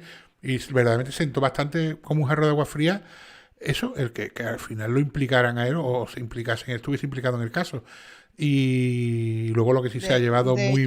Sevilla no quería ver a ninguno, yo creo que lo hubieran matado nada más. De hecho se fueron, Miguel, todo el mundo se volcó con los padres. Bueno, hoy en día todavía hay muchísima gente que está muy involucrada con los padres. El abuelo todavía está buscando a su nieta y todavía lo puedes ver por el río de Sevilla, por muchos sitios buscando a ese hombre.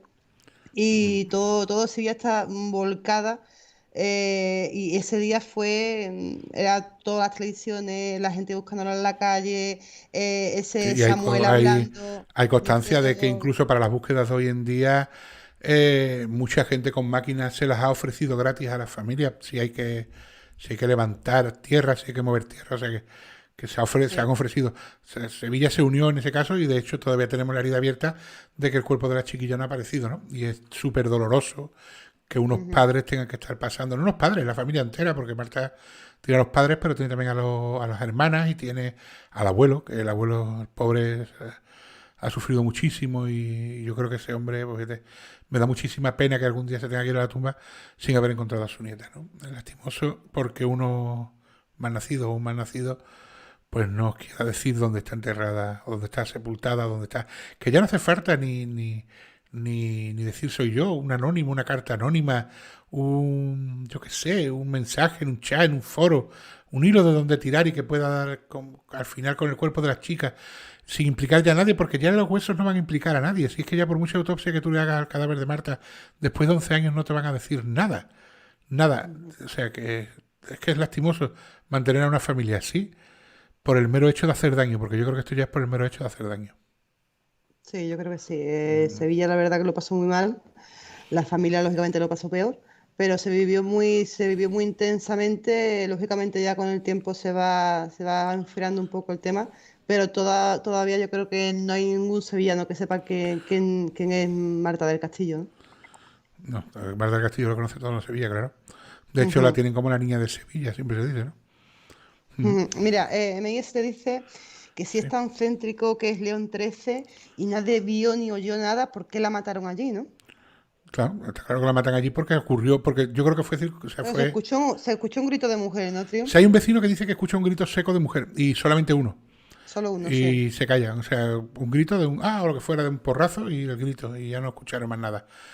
Pero claro, es que también hay una cosa, el cadáver aparece la primera vez, si lo tiraron al río verdaderamente, o si lo enterraron, y claro, porque si el cadáver muere de un porrazo es homicidio, ¿no? Digamos que si tú matas a una persona en un acaloramiento no es asesinato, es homicidio. Y no es lo mismo que matarla y, por ejemplo, como pasó con el cuerpo de Mariluz Cortés. Mariluz la matan, presuntamente la matan, y la tiran al canal, aquel que la tiran allí en la ría de Huelva. Pero Mariluz no muere del porrazo que le pega. Mariluz muere ahogada. O sea, Mariluz muere después. Por lo tanto, ese delito es mucho más gordo, porque no es lo mismo que tú mates a una persona y te deshagas de él cuando está muerta, a que tú la dejes malherida y debido a esa abandones el cuerpo y muera a consecuencia de que ha estado malherida, pero ha muerto después. O sea, eso quiere decir que muere con sufrimiento. Y además tienes abandono de socorro y un montón de cosas que se pueden implicar más. Entonces, en un primer momento que el cuerpo no aparezca, pues puedes implicar que quieras ocultar eso. Pero ya a estas alturas, ya que vas a saber tú si Marta murió ahogada o no murió ahogada, o Marta murió como murió, si ya lo que vas a encontrar son huesos. Ya las pruebas, la verdad, que estarán muy jodidas en ese tema, pero bueno. Sheila García te dice, y no le preguntan qué ha hecho con ella mínimo, vivían juntos, habla de la novia de Carcaño. La novia de Carcaño declaró en el juicio y ya no declaró más. La novia de Carcaño tenía 14 años. Pero pregunta a Sheila que si no le han preguntado dónde está Marta, ella. La novia de Carcaño, luego después de eso, tenéis los archivos, se hartó de hacer programas de televisión como el Sálvame, esto y lo otro. Aquello fue esa niña se llevó dinero, esa niña era madre que salía con la niña. O sea, ahí ganaron dinero con el caso de Marta del Castillo. Igual que ganó dinero la familia del Cuco, hasta que ya se le echó a la gente encima y empezó que aquello era una vergüenza y los mismos programas de televisión dejaron de llevarlos. Porque hay una cosa que tengo muy clara. Los programas de sucesos o los programas de crímenes están muy bien y yo no lo veo mal. O sea, yo no veo mal que se traten los crímenes en televisión. Yo no veo mal que se entreviste a los criminales. No lo veo mal. Como hacía, por ejemplo, el Loco de la Colina, que iba a la cárcel y entrevistaba a criminales. Yo lo que veo mal es enriquecer al criminal. O sea, llevarlo a un programa, pagarle una millonada o pagarle un dinero, porque esa persona, que además está cometiendo un delito, porque ha cometido un delito y te lo está diciendo a la cara, se enriquezca. No, señor. Yo te voy a entrevistar. Tú quieres hablar, yo te voy a dar voz y te voy a dar un altavoz para que la gente te escuche, pero no te vas a llevar un duro. Tú no te vas a llevar un duro de lo que digas. Si quieres declarar y quieres dar tu versión. Yo eso lo veo bien, yo no veo mal el periodismo de sucesos, al contrario. Es que hoy está muy mal visto. Uy, Dios mío, van a entrevistar a Miguel Ricard. Hoy van a entrevistar a Miguel Carcaño cuando salga de la cárcel. Pues no, entrevistadlo, que salga a la tele, que hable, que dé su versión. Yo no lo veo mal, está bien. Lo que yo veo mal es que lo enriquezcas, que lo lleves a un programa y lo hagas famoso. Y mañana esté en la isla de supervivientes o esté en la isla de las tentaciones. Eso es lo que yo veo mal. que lo haga un famosillo, pero que esa persona que ha cometido un crimen salga en un programa de como un criminal que es, y esa persona de su declaración, yo no lo veo mal, está bien, es que deben de darla, no sé por qué. No es políticamente incorrecto. Lo que es políticamente incorrecto es hacerlo famoso y luego que vaya a programitas y se haga dinero. Y puedan contar las mentiras que quieran, ¿no? Porque Exacto. tampoco Bueno, están pero que obligados mienta a o no decir la mienta, verdad. yo no lo veo mal. Tú has cometido un crimen, quieres salir en la tele y contar tus mentiras, sal. Yo te voy a dar altavoz y vamos a hacerte unas preguntas. En el periodista, en el buen periodista está el sacarle al entrevistado el máximo posible. Yo recuerdo esas entrevistas del Loco de la Colina, que creo que eran cuando el Perro Verde, es que no me acuerdo porque como he hecho otro programa, he hecho Los Ratones Colorados, el Loco de la Colina, el Perro Verde, que entrevistaba a los criminales en la cárcel. Ese tío es un crack, ese tío se callaba, hacía una pregunta y el otro se quedaba callado y el otro no sabía, por el mero hecho del silencio, contaba y contaba y hablaba y hablaba y hablaba y te contaba todo. O sea, en el buen periodista está el tema de sacar al entrevistado el máximo posible. No el circo de cogerlo y lo ponerlo en un polígrafo y venga, vamos a ver no sé qué y metemos 20 anuncios. No, eso no. Programa serio. Yo no lo veo mal. Pero hoy todo está políticamente incorrecto y, bueno, más que también como hacer las cadenas las cosas es para que sea políticamente incorrecto. Ujú. Mira, Javier Rodrigo Alarcón te dice, Triun, ¿crees que alguien externo a ellos le ayudó a mover el cadáver de sitio? ¿Alguien con más medios? No, yo creo que no. Más gente, ¿para qué vas a implicar a más gente? Si tienes ya, hay 4 personas que no se tendrían que haber implicado de primera hora y están implicados. Lo que está claro es que Miguel Carcaño solo no lo hizo. Porque el asesinato puedes, no digo yo que no. Pero el sacar al cadáver, llevártelo, enterrarlo donde lo enterrara. Para empezar, porque de donde vive Miguel Carcaño al río, en una silla de ruedas hay un tirón, ¿eh? No vayas a creer que el río está ahí al lado, ¿eh? Si Miguel Carcaño tiene que montar a Marta del Castillo en la silla de ruedas y llevarla en la silla de ruedas desde la calle de León 13 hasta el puente que dice que la tiró, ya sea el primer puente que hay de la Dársena, que sería la Barqueta, imagino que es el primer puente que se encontraría, o ya sea el que fue a donde dicen que la tiraron, que ese puente está tela de lejos de donde vive Miguel Carcaño, pero lejos, ¿eh? En la Vamos, silla que de ruedas tiene que tendría que atravesar pasar, toda Sevilla. Y tendría te que da- pasar delante de muchísima gente. Exacto, y si fue a las 9 y pico de la noche, a Miguel Carcaño lo tuvo que ver un montón de gente. Si verdaderamente fue en silla de ruedas. Por lo tanto, el cadáver de Marta del Castillo no se movió en silla de ruedas desde León 13 a donde se deshiciesen de él. Otra cosa es que lo llevaran en un coche y en un coche ya, oye, un coche es muy difícil ver a nadie.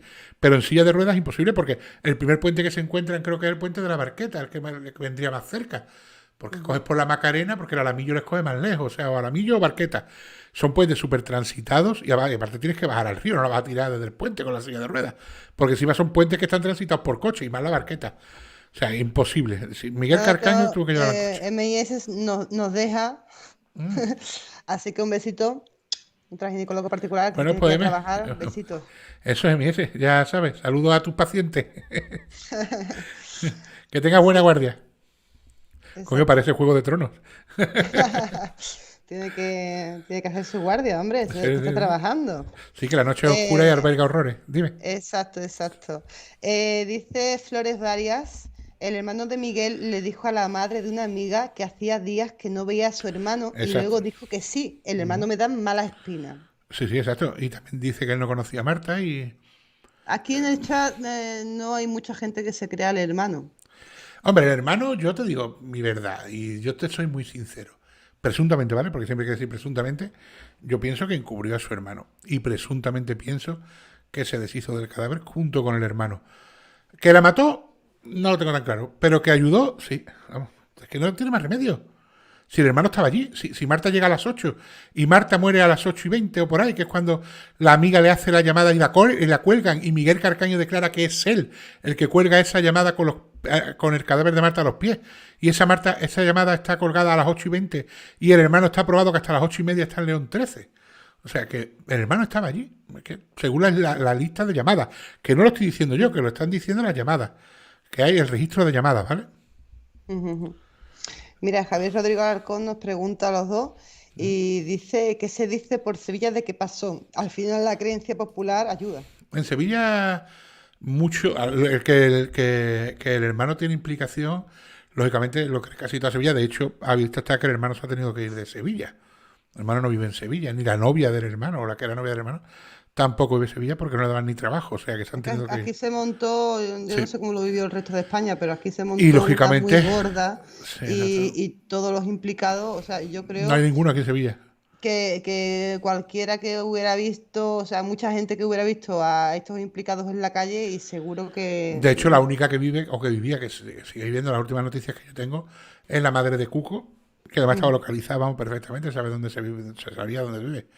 Y salieron las imágenes hace poco, comiendo, bueno, hace poco, hace unos años, que le cogieron al Cuco y a ella, en un barrio famoso de Sevilla, no céntrico, porque no es un barrio céntrico, es un barrio de las afueras, pero bueno, un barrio, y estaban allí en un bar, sentados ella y el Cuco, pero ya no, Cuco está en Francia, creo, Samuel está en Francia, el hermano de Miguel y la novia, creo que están en Andalucía, pero no están en Sevilla, se fueron de Sevilla, y aquí no, de los presuntos implicados no queda ninguno. Ujú. Mira, Sheila García te pregunta que si se habló de incineración. Se habló mucho, se pensó mucho y se hablaba mucho y los comedés y los las barras de los bares, como se suele decir, se hablaba mucho de eso, de que a Marta la habían incinerado en la incineradora del padre de la chica esta, se habló muchísimo. Pero claro, si lo pones en contexto es complicado. Yo creo que demasiado implicados ahí ya como para que una persona que sí es totalmente ajena, porque ese hombre es totalmente ajeno, Ujú. se preste a eso. Poneros en la piel de él, o sea, sinceramente, ¿os prestaríais a eso? Es absurdo. Y ese hombre no le tocaba nada a Miguel Carcaño, que sí que estaba con la hija. Poco más. Yo me voy a arriesgar a que me caigan 20 años de cárcel o 10 años de cárcel por un noviete que se ha hecho a mi hija, que ni de loco, vamos. Ujú. Mira, Cristina Rodrigo te dice, Trión, aquí hay varios implicados, amigos, novia, hermano, nadie ha cantado. ¿No es el mismo caso de Alcácer? No, esto no tiene nada que ver con el cárcel. Marta del Castillo no tiene nada que ver con el cárcel. Marta del Castillo, aquí lo que hay es, verdaderamente, lo que es una vergüenza es que la justicia no disponga de herramientas para poder sacar la verdad. Ese es el verdadero problema del caso de Marta del Castillo, porque incluso la misma policía y la misma Guardia Civil me consta que aquí sí se implicaron de lleno y intentaron hacer la investigación lo mejor posible una vez que el caso pasó a la Grume, ¿vale? Porque cuando no le echaron cuenta al principio, pues no, pero cuando ya se implicaron y se metieron de lleno, la Guardia Civil lo intentó por todos los medios. Y la búsqueda del río, os digo una cosa, los que la vivimos, aquello fue intensísimo, ¿eh? Y un montón de medios, estuvo incluso la UME, Guardia Civil, los GEAS, las batidas del río que pasabas por allí, que yo pasaba con el coche, me acuerdo, y se veía perfectamente allí unas No, batidas grandísimas. se volcó todo, la La verdad, policía, como coño, Guardia Civil, bomberos, muchísimos voluntarios, costó todo el mundo. 600 y pico mil euros la búsqueda, ¿eh? Del río, ¿eh? O sea que no fue nada gratuito. Y 600 y pico mil euros, y os estoy hablando que se usaron medios Muchísimos del perros, gobierno. muchísimos perros, Y perros bueno, que se trajeron de Holanda que olían cadáveres bajo el agua. sí. Se registraron todas las orillas del río hasta su desembocadura. Que el La río, verdad que se gastó todo lo que se pudo gastar, toda la ayuda que se podía haber intentado hacer, se hizo. y el río Guadalquivir, que el que no lo conozca, porque el río Guadalquivir cuando llega a Sevilla se separa, ¿vale? Y hace una... No se separa, está hecho queriendo, pero bueno, hace una isla, deja una isla en medio, que es la isla de la Cartuja, y tiene dos ramales. Este que es la Dársena, que la Dársena no tiene corrientes, está hecho para el tema de... No sé, creo que es por el tema de Sarriaba, Sevilla o esa historia. Y luego tiene lo que es el río Guadalquivir, que pasa por detrás de la Cartuja, ¿vale? Que es donde se busca Marta. Y el río Guadalquivir es un río súper grande, ¿eh? Y caudaloso, y un río que tiene una profundidad, y las orillas, entre orilla y orilla, hay muchísimos metros. Que no os penséis que es un arroyo, estamos hablando de un río bastante grande. Y se registró, coño, aquí llegan al puerto de Sevilla, llegan barcos contenedores de los que descargan en el puerto de Valencia y en el puerto de Barcelona, y cruceros de estos inmensos también llegan a Sevilla, o sea que no creáis que el río Guadalquivir en Sevilla es un riachuelo, que el río Guadalquivir en No, Sevilla es es inmenso. es hondo, Exacto, es hondo, también. tiene un calado muy grande y es inmenso. Y registrar todo el río, lo que eran los fondos del río, y registrar todas las orillas del río, tiene un trabajo enorme. Fue un trabajazo, la verdad También que se estuvieron suele mucho tiempo. decir que el río o el mar devuelve todo lo que se traga, pero ya hoy en día lo veo complicado. Mira, Elvira Freire tiene una duda. Dice que a ver si le puedes decir el tipo de bar en el que trabajaba el hermano de Carcaño. El hermano de Carcaño trabajaba en una especie de... Según tengo entendido, ¿vale? El hermano de Carcaño trabajaba en dos bares, creo que eran. Uno era suyo y el otro trabajaba o algo así, o era socio. Y era una especie así como de pub, de un local de copas. Del típico local de copas que hay aquí, vamos, en Sevilla. No, un típico pub, ¿no? Un típico pub, sí, el típico que vas, te tomas las copas, que no es un bar de comida. Porque de hecho cerraba a las 3 o a las 4 de la mañana, creo que era, o cosas así. Mira, Marcela te dice, ¿y las fuerzas policiales no tienen métodos psicológicos para que los acusados se quiebren y cuenten lo que pasó? Se supone que hay muy buenos, personas especialistas en interrogatorios. De todas formas, a Miguel Carcaño se le sometió a lo que se suele llamar la prueba de la verdad, que se le inyecta un suero y se miden las ondas cerebrales. No el polígrafo, ¿vale? Esto no tiene nada que ver con eso. Es un suero que se inyecta al cuerpo y se le ponen unos electrodos en la cabeza y mediante las ondas cerebrales pues se ve a qué reacciona el cerebro y a qué no reacciona. Por lo tanto no puedes mentir porque se sabe lo que se hace por instinto y lo que se hace intentando mentir, ¿no? Y se le sometió a la prueba de la verdad, que se llama. A la que tantas veces ha dicho Miguel Ricard que se le someta y a él no se le ha sometido. Sin embargo, por eso digo que no tiene nada que ver Alcácer con Marta del Castillo, ¿vale? Sin embargo, Perdón, Antonio, se me ha ido. A Miguel Carcaño sí se le sometió a la prueba de la verdad y tras hacerle la prueba de la verdad, la zona más probable en la que se deshicieron del cadáver era Majaloba, o sea, la finca de Majaloba. Y que contaba la verdad cuando decía que él fue el hermano el que lo ayudó a llevar a la chica a Majaloba y que él iba en el ciclomotor detrás, porque el día tal y que él iba detrás del ciclomotor hasta que su hermano llegó a Majaloba y allí se deshicieron del cuerpo. Según te hablo de la prueba de la verdad que le hicieron, ¿vale? O sea que Miguel Carcaño se ha sometido a muchas pruebas y muchos interrogatorios. Él no se ha negado nunca. Liz Ortega te pregunta, ¿y esa conversación de los padres del Cuco? ¿Qué puedes decirle? Lo que te puedo decir es que es una conversación que se grabó y una conversación que no se admitió en el juicio.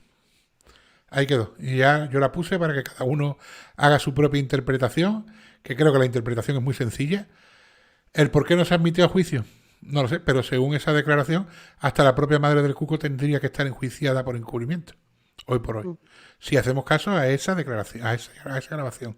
Lo que pasa es que en este país hay una cosa, y es que para hacer las cosas hay que hacerlas, hay unos protocolos, digamos, ¿vale? Yo, por ejemplo, soy policía y quiero intervenir un teléfono y tengo que seguir una serie de protocolos. Si en un momento dado me salto ese protocolo, esa grabación ya no es válida. Por lo tanto, no puedo exponerla en un juicio. Y eso a mí me parece criminal, porque si esa declaración... Entonces, por ejemplo, yo cometo un crimen y yo llamo a alguien y le digo, oye, que he matado a fulanito, y un policía graba esa conversación, pero no tiene digamos, orden judicial para grabar esa conversación no vale para nada. Y ahí he confesado que yo he matado a fulanito. O sea que, digamos que es un poco ambiguo, ¿no? Es un poco extraño. Verdaderamente hay que preservar los derechos de cada uno y hay que preservar muchas cosas. Pero yo pienso que al igual que cuando la policía puede entrar en tu casa sin pedir orden judicial porque se está cometiendo un delito flagrante que se dice, o un delito que hay un delito flagrante, o sea, si tú en tu casa estás cometiendo un delito y es flagrante, quiere decir, estás matando a alguien o hay un indicio de que estés matando a alguien, la policía puede echar la puerta de tu casa abajo y entrar sin orden judicial. Yo pienso que hay circunstancias y hay situaciones en las que ciertas grabaciones se deberían de tomar como prueba incriminatoria, porque están incriminándose. Que lógicamente hay otras que no se deban, vale, de acuerdo. No se deben ni de escuchar porque protegen la intimidad de la persona. Pero si hay un delito flagrante, deberían de ser admitidas, igual que se admite que puedan entrar en tu casa. Pienso yo, es mi forma de pensar. Bueno, ahí va alguna preguntita más, Triun. Venga, bueno, lo que sí quiero recordar, bueno, si os gusta el canal y os está gustando el directo, que le deis a like y a ver si podemos posicionar un poquito el vídeo. Sí. Y el que no se ha suscrito, pues que se suscriba, que estaremos encantados de subir este canal más arriba todavía. Mira, Ali Galeano te dice, también pienso de que para hacer desaparecer un cadáver, así se necesita ayuda de algún potente contacto o contactos. Bueno, tampoco hace falta, aunque tengas una pala, un coche, sea de noche y te vayas a un sitio escondido, hacer un agüero y meter un cuerpo, no es tan complicado, ¿eh? Y si conoces alguna escombrera, como se supone que conocían, verdaderamente, os voy a decir una cosa muy clara. En España desaparecen muchísimas personas al cabo del año, muchísimas. Y gente que muere, muchísima. Gente que matan, muchísima. Y yo creo que se pueden contar con los dedos de la mano las veces que la policía o la Guardia Civil ha encontrado un cuerpo enterrado. Quiero decir, los cuerpos que entierran o se deshacen de ellos solamente aparecen porque ha pasado un campesino, porque alguien que buscaba espárragos lo ha encontrado, porque alguien que iba con las cabras ha visto una mano, porque alguien que estaba sacando al perro, el perro ha visto que hay una mano saliendo de la tierra. Pero ustedes fijaros, se organizan búsquedas, se organiza de todo y el cadáver no aparece.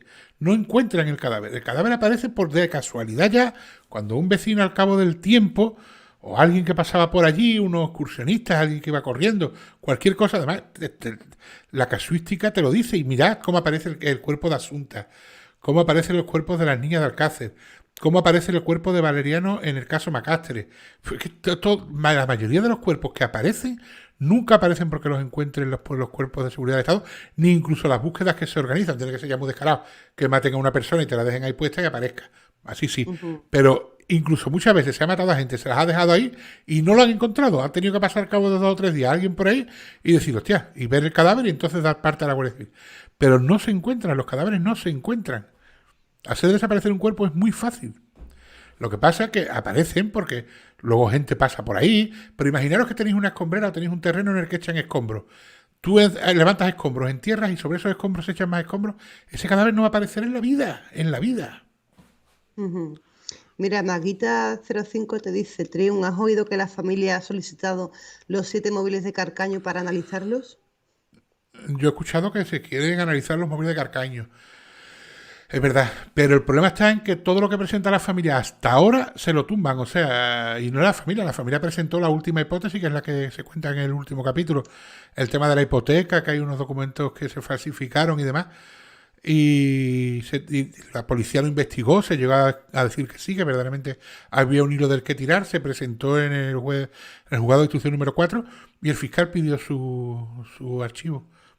Dijo que no procedía, que no lo veía factible, no veía una vía de certera de dónde tirar y volvieron a archivar la causa, no le abren la causa. Mira, Elvira Freire me pide que te diga que un bar de copas mueve muchas cosas. Sí, hombre, los contactos y los bares de copas céntricos mueven muchas cosas, claro. Y mucha gente de poder, o sea, de poder, gente que mueve dinero, tiene bares de copas aquí en Sevilla, gente famosa, hay gente... abogados famosos y tal, pero eso no tiene nada que ver. Yo pienso que, a ver, si ahí se ha encubierto algo, en el juicio te hablo, es porque a alguien no interesaba que fuera a la cárcel. Y de rebote, pues le tocó a alguien que tampoco fuera. Bueno, pues ahora mismo no hay más preguntas, Triun. Pues vamos a seguir un poquito más adelante, ¿vale? De acuerdo. Seguimos. Investigaciones policiales. Y se comienza a tomar declaración a familiares y amigos. La policía incauta el ordenador de la joven Marta para buscar pistas sobre el paradero de la chica. Un vecino de Carcaño declaró que la noche de la desaparición escuchó desde el domicilio de Miguel el grito seco de una mujer, pero que solo fue uno. El delegado del gobierno, Juan José López Garzón, declaró que las investigaciones de los cuerpos y fuerzas de seguridad del Estado no descartaban nada y que la desaparición podía ser tanto voluntaria como involuntaria. El ministro del Interior de la época, el fallecido Alfredo Pérez Rubalcaba, declara: estamos echando el resto y vamos a seguir echándolo porque es un tema muy doloroso y que mantiene informado al presidente del gobierno, José Luis Rodríguez Zapatero. El 29 de enero de 2009, el Juzgado de Menores número 4 de Sevilla decreta el secreto de sumario, mientras la unidad de menores y de desaparecidos de la Policía de Sevilla, más una unidad de refuerzo llegada de Madrid, proseguían con la investigación. El 31 de enero de 2009, se realizó una manifestación multitudinaria por las calles de Sevilla, en la que participaron más de 2.000 personas, encabezados por una pancarta en la que se leía «Todos somos Marta».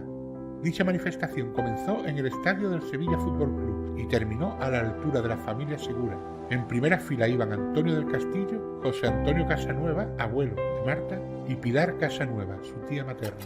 El día 2 de febrero, Antonio del Castillo junto a Javier Casanueva realizan una rueda de prensa en la que declaran que no hay nada nuevo, que la policía Le había preguntado por las amistades de su hija, pero que pese a esto no parecía haber avance alguno. Afirmó Antonio que tenían el apoyo de la policía y que confiaban en ella, ya que contaba con muy buenos profesionales, pero que parecían estar perdidos y no tenían nada fiable, que su hija no tenía ningún problema con la familia, que su relación era perfecta y que estaban completamente seguros de que no se había marchado por su propia voluntad, pero que su pequeño seguía perdido. El día 7 de febrero se produce una manifestación con más de 3.000 personas y en esta ocasión es para demandar una mayor investigación del caso. El 13 de febrero de 2009, finalmente, la policía detiene a Miguel Carcaño y a otras 5 personas más supuestamente relacionadas con la desaparición de Marta.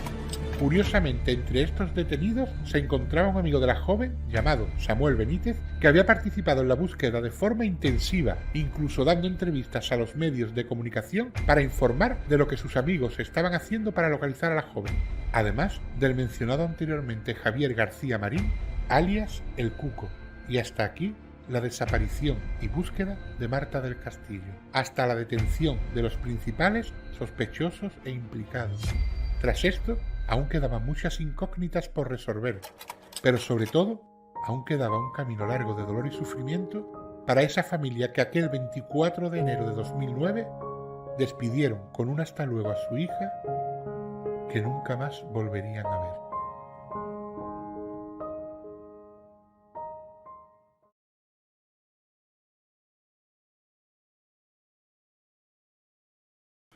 Bueno, pues hasta aquí el vídeo, ¿no? En fin, pues lo que hemos estado hablando, que en Sevilla se vivió de una forma muy intensa y hubo varias manifestaciones. De hecho, después hubo más, no pidiendo justicia, y cuando el juicio también hubo manifestaciones. Y de hecho yo coincidí que tuve que ir al juzgado, no recuerdo para qué, ¿para qué fue? No sé. Tuve que ir a la zona de los juzgados, tuve que ir a acompañar a un familiar. Y se estaba celebrando justamente el juicio de Miguel Carcaño, o sea, fue justo cuando llegaba, además ese mismo día llegaba Miguel. Y recuerdo la cantidad de gente que había en la puerta, las pancartas, horroroso, los juzgados de Sevilla, y había muchísima gente esperando a que llegase Miguel Carcaño a declarar. Me acuerdo perfectamente. Bueno, Jessica, seguimos. Preguntitas, comentarios. Preguntita, bueno, Pastor Parrona tiene una duda tremenda porque me está diciendo, Jessy, 7 móviles tenía o 7 líneas de teléfono. Es que está Hombre, ahí muy rayado. móviles, en aquella época también os digo una cosa, en aquella época no eran los móviles como ahora que tenemos los dual SIM y tal. Hoy, en aquella época era una línea por móvil, ¿eh? Los móviles, los iPhone y eso en el 2009, yo creo que no lo tenía nadie, y mucho menos Miguel o el Cuco, alguno de esos. O sea, esa gente tendría típico móvil normal, un llamacuelga, que ya los había con camarita de fotos, sí, que los había. Yo tenía un Sony de esto con camarita, de esto que tenía un megapíxel, creo que era, pero era un móvil llamacuelga y eso no eran. O sea, venía alguno, creo que era dual SIM, pero muy pocos. Tampoco creo que tuviera 7 móviles, ¿eh? Los tendría a lo mejor, ahora hubiera tenido 7 móviles de prepago a lo largo del tiempo, porque en aquella época es verdad que el móvil prepago no era como ahora, que vas a sacarte el prepago y tienes que dar el DNI, te dan de alta. En aquella época tú ibas a un supermercado y comprabas una tarjeta prepago y era una línea prepago, no, o sea, y mañana la tirabas y tenías otra, y había mucho más cachondeo con el tema de los móviles prepago que hoy en día. Hoy en día conservas más el número y antiguamente no tanto.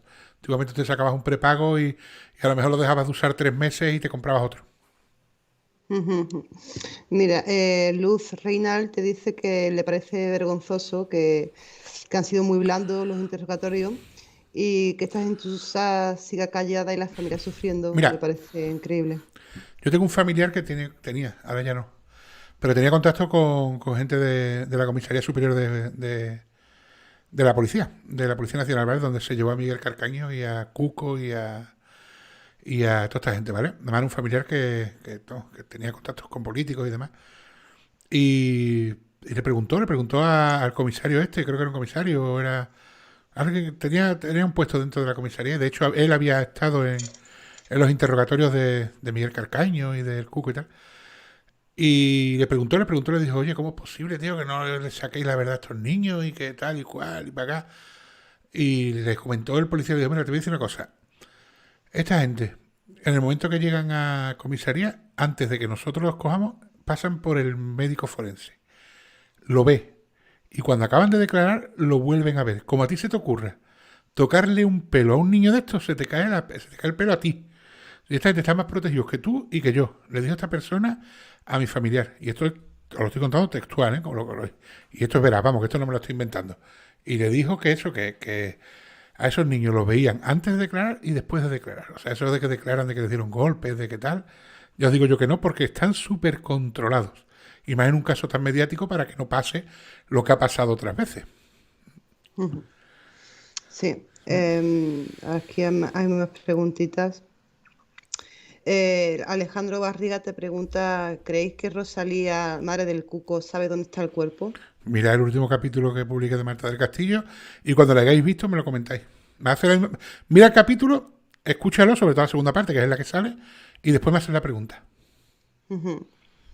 Ali Galieno te dice que a lo mejor hicieron un primer enterramiento del cuerpo Claro. y una vez Carcaño en la cárcel, el hermano hiciese un segundo por miedo a que le salpicara a él si que Miguel lo supiera. Posiblemente. Eso es lo que yo, es lo que yo pienso. Eso piensa mucha gente, desde luego. Pero lo que está claro es que yo pienso que se deshicieron del cuerpo en otro lado. Ahora, imaginemos una cosa. Se hace un primer enterramiento al Majaloba y luego se le pone peso al cadáver y se tira al río. Búscalo.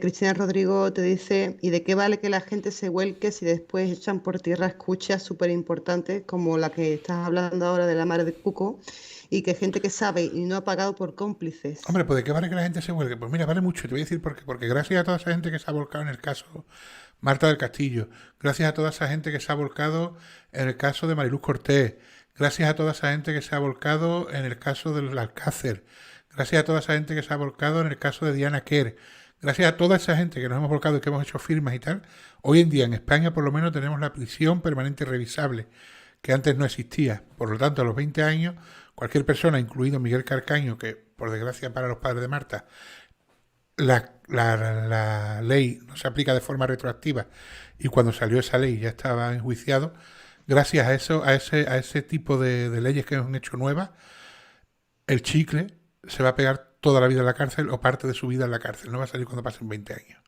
Gracias a esa ley, la que mató a Gabriel, al Pecadito, se va a pegar un montón de años en la cárcel. ¿Me entendéis o no? De eso vale que la gente se vuelque, por lo menos esa presión hace que se consigan algunas cosas, pocas, porque a los ciudadanos nos echan muy poca cuenta, pero algunas cosas conseguimos.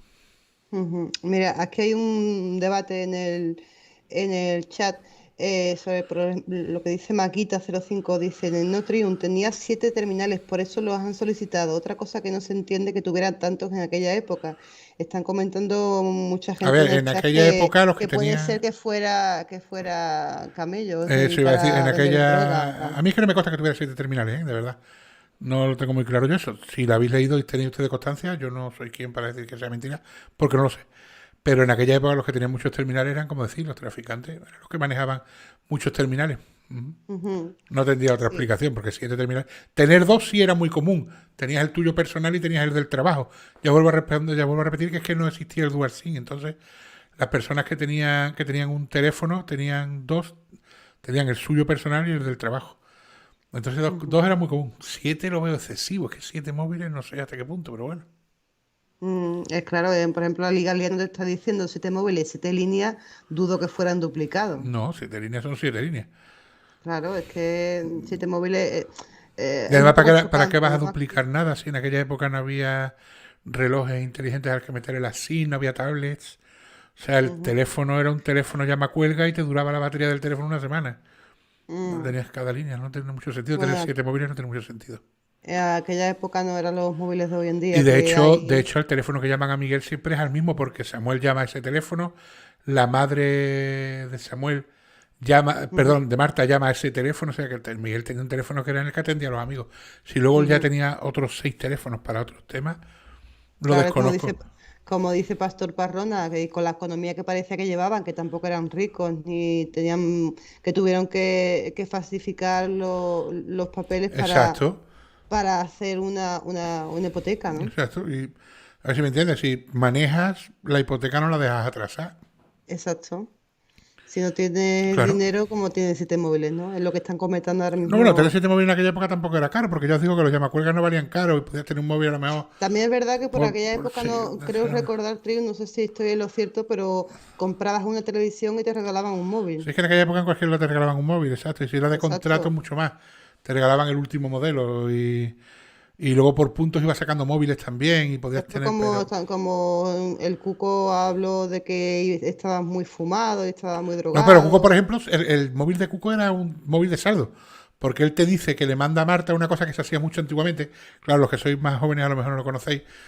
Antiguamente cuando tú te quedabas sin saldo había una opción en el móvil que tú podías mandar un mensaje a otra persona y le decías, llámame que no tengo saldo. Es un llámame que no tengo saldo que se decía. Entonces esa persona recibía ese mensaje y te llamaba a ella, porque ella sí tenía saldo, ¿no? Entonces Cuco dice que él le manda un mensaje a Marta que de hecho consta en el sumario y de hecho consta durante la investigación en el listado de llamadas consta que Cuco le manda un SMS a Marta y ese SMS es ese concretamente, el de llámame que no tengo saldo. O sea que móviles de saldo es lo que se llevaba en aquella época, los chavalerías. Móvil de contrato yo creo que habría muy poco. Varía muy Sí, caro, ¿eh? pero Eran muy te caras las hablo, llamadas, ¿eh? No era como te ahora. hablo- sí, pero te hablo de que están hablando de que si tenías 7 móviles o 7 líneas o muchos móviles, llamémoslo X, están hablando que se dedicaría al tema de la droga, porque No hay también hablan de que el nada... Cuco estaba Vamos a ver. siempre drogado, se puede Tú decir, no, y vamos a ver, para. No, no puedes implicar a una persona que se dedica al tema de la droga si no hay pruebas o no hay nada. no, si yo no estoy ¿Me implicando nada, entiendes? simplemente te estoy No, no lo digo por diciendo, ti. Quiero decir que no podemos decir se dedicaba al tema de la droga. Tiene 24 años, 21 o 24 años tenía Miguel Calcaño y tenía un trabajo de limpiador. De hecho, hay imágenes de un vídeo al chaval limpiando de noche. O sea, que él trabajaba de limpiador. Un tío ujú, que mueve droga no trabaja de noche limpiando, sinceramente, porque no le hace falta. Bueno, ujú, para blanquear dinero te buscas otro trabajo que no tengas que estar de madrugada. Que entraba a las 5 de la mañana a limpiar. Creo que ujú. limpiaban un bingo, creo que era. Un bingo lo que limpiaba y era una empresa de limpieza. O sea que el chaval estaba trabajando. Por eso digo que no hay indicios de que él se dedicase al tema de la droga. Y luego Cuco, sí, Cuco se fumaba porros, pero Cuco tenía 14 o 15 años. Ese sí que dudo totalmente que se dedicase a la droga. ¿Que él que él fumaba? Pues sí, se lo fumaba. De hecho, durante la declaración que tenéis, se escucha como dice, espera que me voy a hacer un porro con cocaína. O sea, Cuco sí consumía. ¿Que se dedicaba a pasar droga? Si lo hacía, que no lo sé, sería muy poca escala. Con 15 años, Ujú. Es lo que ahora mismo se ha estado hablando en el chat, por eso te lo comento, ujú, simplemente. Cristian Rodrigo te pregunta que si llevaron a Carcaño a hacer la reconstrucción del crimen. sí, fue Carcaño a hacer la reconstrucción del crimen y fue el Cuco a hacer la reconstrucción del crimen. De hecho, hay imágenes de ellos dentro de la casa haciendo la reconstrucción, diciendo, no, Marta estaba aquí, ahí estaba Samuel, ahí estaba el hermano de Miguel, eso es el Cuco. Yo estaba Ujú, aquí y tal, y hay la reconstrucción hecha. Y también hay una reconstrucción de Miguel en la que sale, yo le di con el cenicero y estaba aquí, y otra en la que sale diciendo que la violaron el Cuco y él, y donde estaban sentados y demás. Hay varias reconstrucciones de los hechos. ujú. Que también se lió la de Dios en Sevilla en aquellos días. Se ponía la calle de León 13 hasta arriba de lecheras de la policía y de gente y aquello petado, porque es una calle muy céntrica, vuelvo a repetir. Ujú. Mira, Alejandro Barriga te dice que si crees que Cuco participó en el asesinato. Eso es complicado. Que estaba así y que estuvo. Que Ujú, fue a casa de Miguel. ¿Por qué fue a casa de Miguel?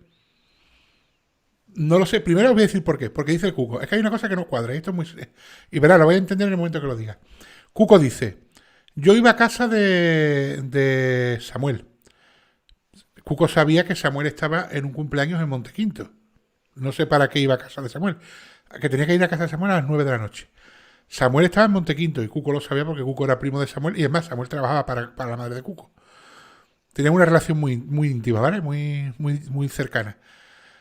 Entonces, él dice, no, yo voy a las 9 a la casa de Samuel y dirección a la casa de Samuel, me da la pica quiere decir, en ese momento me da el aire y tiro para la de Miguel. Miguel y Samuel viven muy cerca, ¿vale? Como he comentado antes. Pero es que Samuel, o sea, Miguel no tenía que estar en León 13 porque Miguel vivía en Carmona. Perdón, en Carmona, en Camas. en camas, en Perdón, sí, camas. disculpa. Miguel vivía en, que vivo acá de pueblo, me llevo 40 kilómetros para arriba. Miguel vivía en Camas. O sea, Miguel no tenía que estar en León 13. Por mucho que a ti te dé la pica, tú eres amigo de él, sabes perfectamente que Miguel no está en su casa. Primero vas para casa de Samuel, que sabes que Samuel no está, que está en Montequinto. Y después, camino de casa de Samuel, te da la pica y te vas para casa de Miguel, que sabes que Miguel no vive en León 13. Ahí hay algo que no cuadra. O Cuco estaba durante el crimen y su excusa fue esa. O Cuco fue a casa de Miguel por algún motivo, que lo llamaran, o que le dijeran, o que... Vete a saber. Ujú. Mira, te dice por aquí también, Luz Reinal se llama, y dice, ¿y no sería que Marta vio algo que no tenía que ver y por eso la mataron?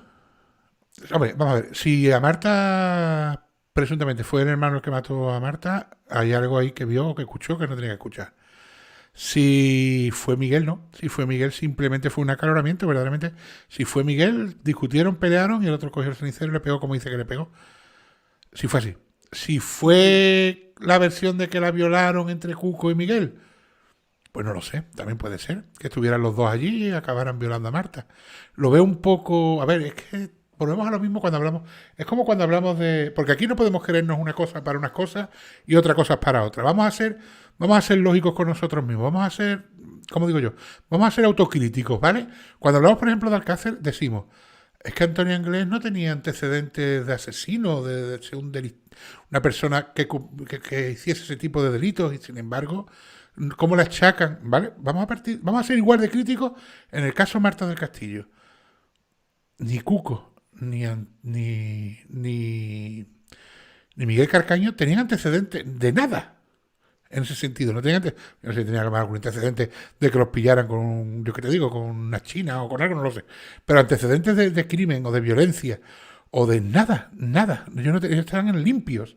Entonces vamos a ser coherentes. Uno no pasa de ser una persona que no ha roto un plato en su vida a ser un criminal, violador y torturador y hay algo que falla o se ha pasado de una forma repentina pero algo falla. Si queremos para unas cosas, creámoslos para todos. No seamos Juanito en un lado y en otro Juanete.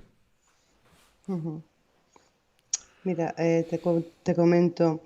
Dice, por ejemplo, Javier Rodrigo Alarcón, te pregunta, Triun, ¿crees que el hermano y la novia están muy implicados y fueron asesorados por la madre de ella, que era jueza? Mira, te voy a decir una cosa.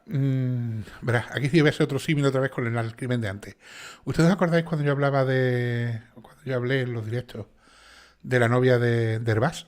Que os dije que la novia de Hervás, creo yo, que le dio cobertura a Hervás y os expliqué el porqué. Pues pienso que aquí puede ser que la novia de Francisco Javier hiciese lo mismo. Llegase Francisco Javier, mira que ha pasado esto, la niña ha desaparecido. Yo estaba en casa cuando llegó ella. Oye, échame un cable y di que tú estabas aquí porque si mi hermano y yo nos van a echar el marrón de todo. Ella es la novia y puede ser que en un primer momento diera la declaración que dio por eso.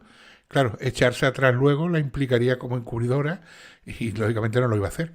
Entonces puede ser que ella hiciese lo mismo que le pasó a la novia de Hervás, según mi hipótesis, ¿vale? Que en un primer momento le diera cobertura y luego ya lógicamente no te puede echar atrás. Ujú. Claro. Pero no que ella tiene estuviese sentido. implicada, sino que ella dio cobertura. Implicada, claro. Lógicamente está siendo falso testimonio, ¿no? En un momento dado. Pero yo digo que estuviese implicada en lo que es el encubrimiento. Pero no en el encubrimiento, perdón, en darle coartada al novio. Mira, Cristiano Gómez Alonso te pregunta que si crees que la tiraron al río. La policía y la Guardia Civil y todos los investigadores, incluso no solamente de España, te hablo del mundo entero, dice normalmente que las primeras declaraciones suelen ser las más sinceras, ¿vale? O sea, suelen ser las que más se adaptan a la realidad. O sea, si un tío te dice, me deshice del cadáver tirándolo al río, la primera declaración, lo más probable es que se deshiciese tirándolo al río. Pero claro, tuvieron muchos días. Quiero decir, a Miguel Carcaño no lo cogen el mismo día que comete el crimen, lo cogen muchísimo después. Y no digamos ya después a Cuco, a Samuel y al hermano de Miguel. Tuvieron muchos días para planear, oye, vamos a decir que la tiramos al río, ¿entiendes? Y desviamos la atención o evitamos la búsqueda en otro lugar. Sí, mira, Entonces, te digo más preguntas. Dice, Fulgencio te dice que para esclarecer este caso hay que ponerse a la misma altura de estos criminales, ¿no? ujú. Y por ejemplo, Alejandro Barriga también te dice que no cree que Marta presuntamente murió por defender a Miguel. Pero mira, vamos a ponerlo como ha dicho el chico anterior. la pregunta que me has hecho, la primera pregunta, en la mente de estos criminales. Mira, Miguel Carcaño. Miguel Carcaño, un chaval de 20 y tantos años, que se había pegado toda su vida cuidando de la madre era minusválida, la madre estaba muy limitada, él era el que la llevaba en la sillita para arriba, el que la llevaba en la sillita para abajo. Según comentan los vecinos de Miguel Carcaño, la madre lo humillaba muchísimo, lo trataba muy mal, lo trataba con la punta del pie, o sea, era un chaval que había crecido en un ambiente con una madre opresora, con una madre dictatorial, muy oprimido, ¿vale? El hermano no vivía con ellos, el hermano era mucho mayor que él, el hermano se fue a vivir, se casó, se divorció y tal, pero el hermano se fue de su casa, o sea que vivía solo con esta mujer. Un chaval que se metió a trabajar, que trabajaba de limpiador, que yo no sé si fumaría algún porro, no lo fumaría, imagino, o todos ellos, pero verdaderamente no tiene un perfil de criminal. Sí, que tiene un perfil de que no era un chaval que era estudiante, pues no estudiaba. Que era un chaval que estaba trabajando con 20 y tantos años sin oficio ni beneficio, pues como tantos hay en España. Que encima tuvo la madre que tuvo. O sea, es que no era un criminal, es que no es decir Miguel Carcaño era un criminal, no, Miguel Carcaño hasta ese momento no era un criminal. Era un chaval más como hay montones en España. Un chaval que no tenía estudios, pues supongo que tendría su grado escolar, a lo mejor, no lo sé. Un chaval que no tenía ningún estudio, un chaval que trabajaba de limpiador, que tenía una casa a su nombre, le dieron una hipoteca porque en aquella época le daban hipotecas hasta una tortuga con gorro. Tenía una hipoteca a su nombre de un piso en el que ni siquiera vivía más el hermano que él porque el hermano estaba en proceso de divorcio. Él pagaba su hipoteca, que de hecho no debía ninguna letra, era lo único que se había atrasado en el último pago. Que le dieron la hipoteca falseando nóminas, os digo una cosa, no es el primero ni será el último al que se haga porque hay en aquella época, montones de entidades que se dedicaban a conseguirte las hipotecas. Ese era su modus operandi, llevaban las nóminas y las falsificaban para que las entidades bancarias les diesen las hipotecas. Y ahí estaban metidas tanto las entidades bancarias como las empresas que se encargaban de ello porque lo sabía hasta el tato. Así que se leen de historia que eso lo sabían. Que se falsificaban nóminas para dar hipotecas. Y en cuanto a la vida laboral, todo el que pueda y si quiere lo podéis mirar, cuando tú sacas un documento oficial, una vida laboral, un documento de Hacienda, abajo, debajo del papelito, te pone número de control y tiene un numerito, muy largo. Cualquier entidad al que tú entregues ese papel se mete en Hacienda o se mete en la Seguridad Social, con ese número de control le dice si ese documento es el que tienen en la mano o está falsificado. Por lo tanto, si la entidad bancaria no lo comprueba es porque la entidad bancaria sabe que se las quiere meter dobladas y ella se deja que se las metan dobladas. Y es una práctica que se hacía muchísimo en esa época. Lo que pasa es que aquí en España se daban hipotecas y había un boom inmobiliario del que se aprovechó todo el mundo. O sea que no era un criminal. Eso ya te os digo que era una práctica muy habitual. Te quiero hacer una pregunta yo, Triun. Que aquí hay alguna duda con respecto a eso. Y quiero que aclares qué es lo que es la madre de la novia del hermano de Miguel. ¿Qué es lo que es la madre? Bueno, yo no sé lo que es. Yo digo lo que yo he escuchado y os voy a dar las dos versiones. Lo que yo he escuchado, lo que se dice y lo que cuenta la novia del hermano de Miguel. Se dice que la madre del hermano de Miguel es una persona influyente. No, la madre de la la madre de la novia del hermano, sí. Pero la madre de la novia de Francisco Javier. Se dice, yo no lo sé porque yo no la conozco, que es una persona que tiene poder o tiene influencia dentro de lo que es el Partido Socialista en Andalucía. Y recordemos que en aquella época el Partido Socialista era el que gobernaba en Andalucía, que de hecho lleva 2 años que no gobierna, desde que se hicieron las autonomías siempre ha gobernado en Andalucía. Y lo que dice la hija, también creo que era jueza, la madre de la novia. Y lo que dice la hija es que no, que la madre tenía, sí, es verdad que tenía amistad con alguna persona del Partido Socialista, pero que ni la madre militaba en el partido, ni la madre tenía nada que ver con el Partido Socialista. Eso es lo que se dice que era. Pero creo que era jueza, eso sí es verdad. Es que había ahí un debate que no lo tenías muy claro. Mira, Maquita05 te dice que un golpe en la cabeza con mala suerte puede ser mortal. No siempre las muertes tienen que ser súper violentas. Claro, un mal golpe. Y Seila, por ejemplo, también apunta que siempre hay una primera vez, ¿no? Claro, a ver, sí, pero hay una primera vez, vamos a ver. Para un crimen fortuito no hay que ser un criminal. Quiero decir, para que en una pelea a una persona se le vaya la mano y acabe con la vida de otro, no hay que ser un criminal. Hay que tener una pelea violenta, pueden pasar 1000 cosas en la vida y cometer un crimen, ¿vale? Yo siempre lo digo. Incluso ha pasado que un porrazo con el coche, se han bajado, se han calentado los humos y uno ha matado a otro. Eso es un crimen que es lo que se llama un homicidio, no un asesinato, ¿vale? Y para eso no hay que ser un criminal. Eso es un homicidio. Y eso se puede dar, que de hecho creo que fue lo que pasó en el caso de Marta del Castillo, fue un homicidio. Otra cosa es el criminal que comete un asesinato, que planifica el cómo matar o planifica el que va a matar, y eso es diferente. Pero si volvemos a los antecedentes que tenían estos chicos, ninguno de ellos tiene un antecedente criminal. Por lo tanto, nos tenemos que decantar en un primer momento que el crimen lo cometiese uno o lo cometiese otro fue por un aclaramiento. Yo creo que nos deberíamos de decantar por eso, más que nada porque no hay indicios de que ninguno de ellos tuviera un pasado criminal, ¿vale? Sí, es lo que, por ejemplo, dice Elvira Freire, te dice que si se estaban peleando, te habla del hermano y Miguel, se estaban peleando, la violencia desata, si Marta se metió en medio, le dieron un porrazo y ahí acabó todo, ¿no? O incluso si se estaban peleando los dos, no tiene que ser uno solamente el que la mate. Puede ser que se meta en medio y entre los dos forcejeando, ella cae, se da en un mal sitio y se mata. Hay gente que se ha caído durmiendo de la cama, se ha pegado en la sien y se ha muerto, ¿eh? O sea, y mucha gente se ha caído en la calle, ha caído de espalda, se ha dado en la base del cráneo y se ha matado. O sea, puede ser que no tiene por qué ser que uno la matara de forma directa, sino que en el forcejeo la chica cae, se pega con un mueble en la cabeza, en la base del cráneo, por detrás o por delante, y muere. Puede pasar, claro que puede pasar. Y ahora han sido los dos, ahí sí puede ser más real. Han sido los dos, hostia, la hemos matado, o ¿me entiendes o no? No tiene por qué ser uno, puede ser que en el mismo forcejeo la niña caiga. Si pasa eso, si a mí me pasa eso, tengo una discusión con alguien y alguien se cae y se da un porrazo y se mata, yo no creo que enterrara a esa persona o la hiciera desaparecer. Pero es que si todos fuéramos como creemos que es... Primero, que hay que verse en la situación. Yo digo siempre lo mismo. Yo creo que tampoco, vamos, en ningún momento se me ocurriría... fríamente no mataría a nadie en mi vida, no soy capaz de matar a una mosca. En caliente no lo sé si se podría cometer un crimen. Y una vez que cometes un crimen, a mí no me vale que la gente diga yo no haría esto, yo no haría lo otro porque no se ha visto la situación. Hay que ver lo que pasaría. Y lo que pasaría no se sabe. Yo puedo decir simplemente, igual estaban en un forcejeo los dos, ella se mete en medio, cae, no saben quién le ha dado el porrazo porque ha dado un porrazo fortuito y se ha pegado con la mesa y se ha matado. Tienen el marrón ahí y deciden hacer lo que deciden hacer. De malas decisiones está el mundo lleno, porque si en ese momento la chica a lo mejor no está muerta, perdón, y parezco no está muerta, y tiene salvación, si hubiesen llamado a una ambulancia, oye, mira, que se ha caído, que estábamos aquí y tal, y a lo mejor, oye, se puede salvar, bueno, ha muerto, pero ha muerto de esa manera, y no se consideraría ni un crimen, se consideraría una pelea y haya caído en medio, ¿no? Pero bueno, tomaron esa decisión a lo mejor, y oye, de malas decisiones está el mundo lleno, ¿no?